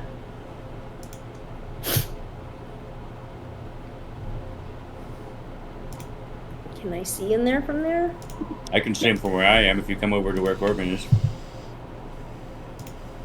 We have. I can't see them. No. You also notice that Amitris is looking pale and less healthy. Like, even though he has no injuries, he seems weaker. Clearly, the vampires have somehow afflicted Corbin, him with something. How far can you see, Arcadia? 60 feet.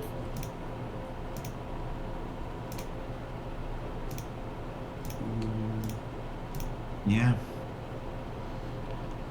You'd probably have to go into the room a little bit then.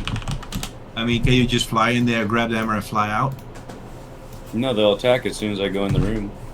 I'm sure of that. Yeah, but just lure them over here then. They can just fly to us. That's make true, sure flying. they Make them dodge. cross the thing. If you're willing to sacrifice you a little bit.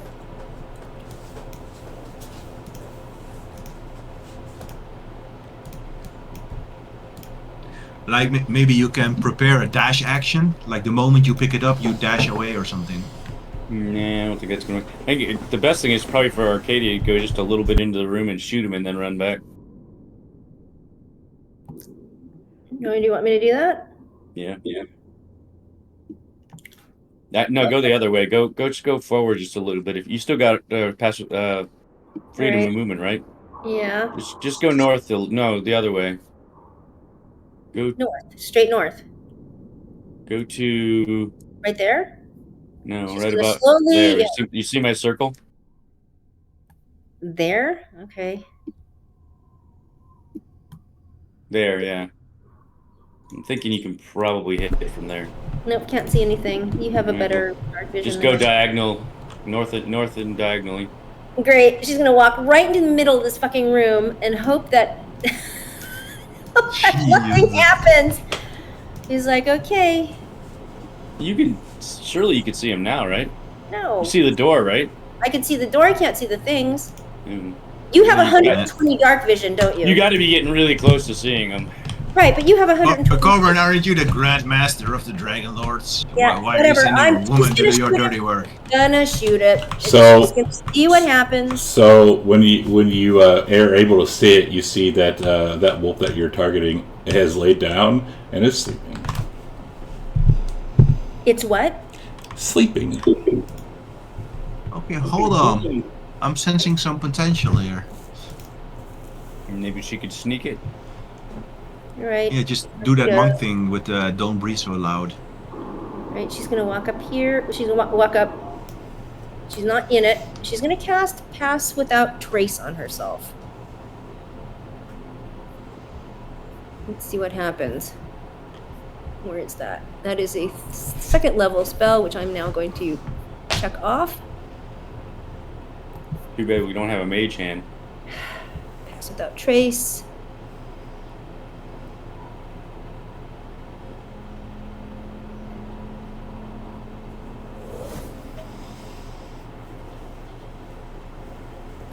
Okay. Right, because let me just double check, because Freedom of Movement is not a concentration spell, I believe, which is why I chose it, because only so much I can do. Yay! Yeah, it is doesn't not. have to see. Whew, thank God. Okay, so now she has Pass Without Trace. She's going to go to that alabaster hammer. She's going to sneak in if they're asleep. And, okay. So as you sneak in, the one that you're right by is not sleeping, and it looks at you and snarls. That's all it does. Look at you and snarl. Okay. Oh, no, he can speak now. He tries to talk to it. She says, greetings. No response. She tries it in Abyssal. No response. She tries.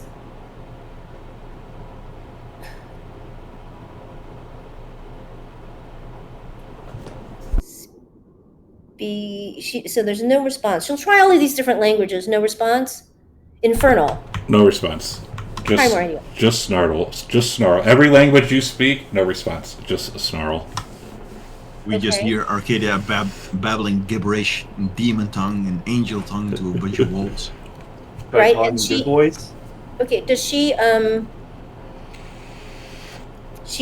gradually she extends her hand slowly towards the hammer. What happens? With the dog? No, just snarl. Does she touches the handle of the thing? The other one wakes up and snarls. Uh-oh. She's getting ready to haul ass out of there if she picks it up. So she reaches out slowly. She gets herself right within the thing of the door. She slowly puts her hand towards it. Are they snarling more? Just snarl. She touches it. She grabs it. She puts her hand around the handle. Okay.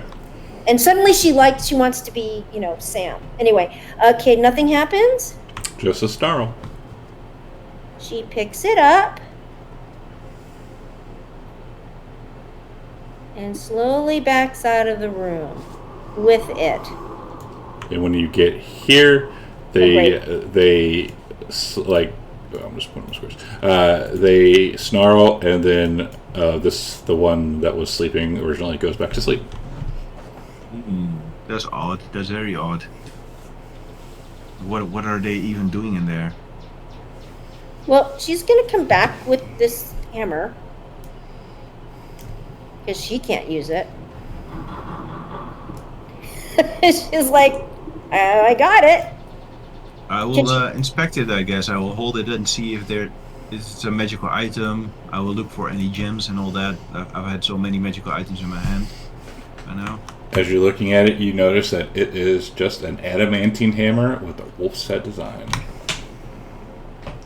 This is just a regular hammer, but what adamantine purpose does it is serve? so right. When we were over there, though, we saw that there was like a sealed over place in the column, right? Correct. Yeah, the pillars in the center of the chamber, inlaid with redstone and green alabaster. There's an opening in the pillar that has been bricked over. Yeah, I'm thinking we have to go in there, probably with the hammer. Should we check out the other rooms first? Well, this was the ornate door, so it's probably in there. I think we go back to the old plan. We shoot the wolves and draw them out. Well, we don't need to shoot the wolves. They seem friendly. Well, they're not going to let us just go in there and open up the pillar with the hammer, I don't think. I'm sorry. I haven't seen the room. I haven't seen the layout. I don't know. Are the wolves guarding a door? Yes, there's two wolves. They're guarding a pillar where in this hammer. And the pillar has like a bricked over place where something is probably inside. Okay. Well, I want to have a quick look at the other rooms in case we might just see the staff laying somewhere. So I'm going to walk down to this door.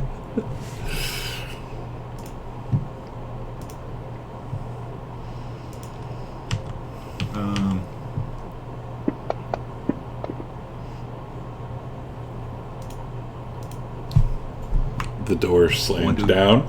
There is little inside this chamber except for rubble and the overwhelming scent of musk. It is circular, like the other chambers, but has no sarcophagi or columns. Two circular stone doors lie ahead with no markings to indicate where they lead. The only sign of life is a cockroach that skitters off into the darkness. I'm pretty sure we already found where we need to go. All right. Arcadia, can you enter that room again and see that if you try to pass the wolves, if they get more or less aggressive? Okay. Like if they are actually would stop us from passing them. Okay. Let me see something. I don't think this is going to help. She does have a potion of animal friendship, but I'm not sure that's going to work. That's actually a great idea. Do it. And you do get the idea now that that this is where those dogs come, and the pile is the dog poop. Okay. She is going to, she tells the others, and she is going to try this. What the hell? I mean, she's had this for a while. She's going to try this. She's going to drink this nasty looking muddy liquid. When agitated, brings odd little things into view, such as a fish scale, a cat's claw, or a squirrel's hair. So I suppose it's like a piece of dog fur or something. So she gags this shit stuff down. And she's gonna try this animal friendship thing.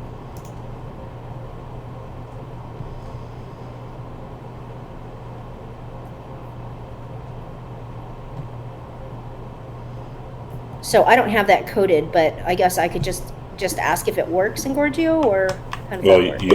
You drank the potion. Yep. All right. So she's gonna walk in and say, put her hands out like friendly.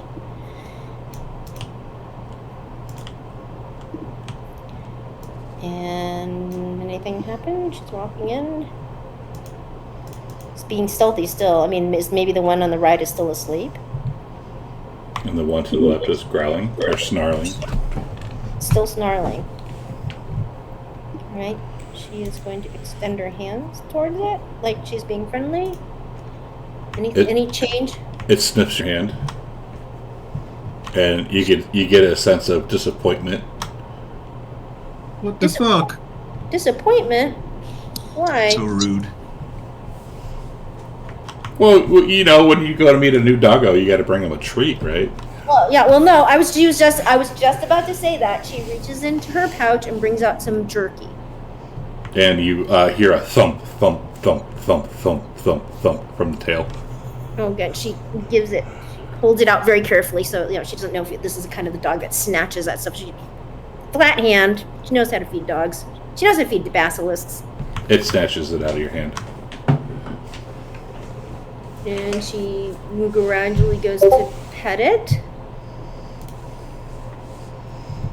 It will kind of move back and snarl. Okay. Yeah, she gives it another thing of jerky. Eats it. All right. So now she looks around. She investigates that pillar. Will it let her kind of slowly walk around her?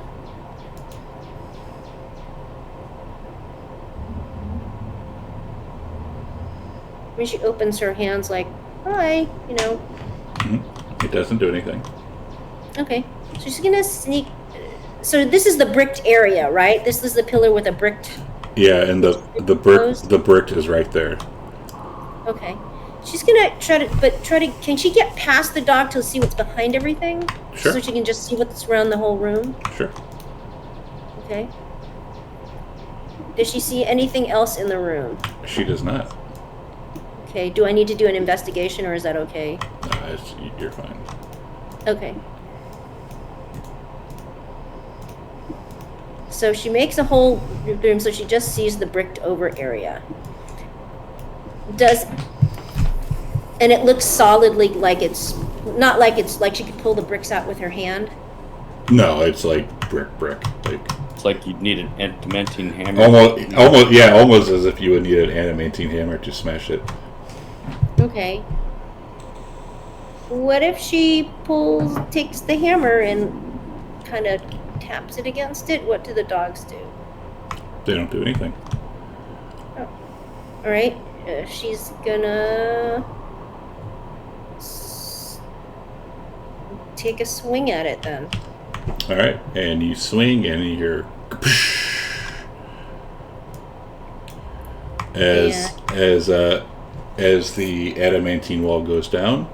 You see inside the pillar there is an open sarcophagus with a kingly figure resting inside. The ancient vampire lord opens his eyes and gazes at you with cold intensity. In his right hand, he carries an ancient staff with 2 wings and 2 twisting dragons. We got him. Well, and she'll just call out, And got it and got trouble. and that is where we will pick it up next week. Look at that guy's face. He is pissed. And she yells back at Tasklin, this is what being a hero is like. Before she Well, we gets stand by the door waiting for you to do all the work. Okay. Feel free to go in. You should have sent the boy. So yes, that's where we will start next week. A nice fight. Wow. Who's gonna slap this one? Yeah. Let me post that. There's that. Oh god.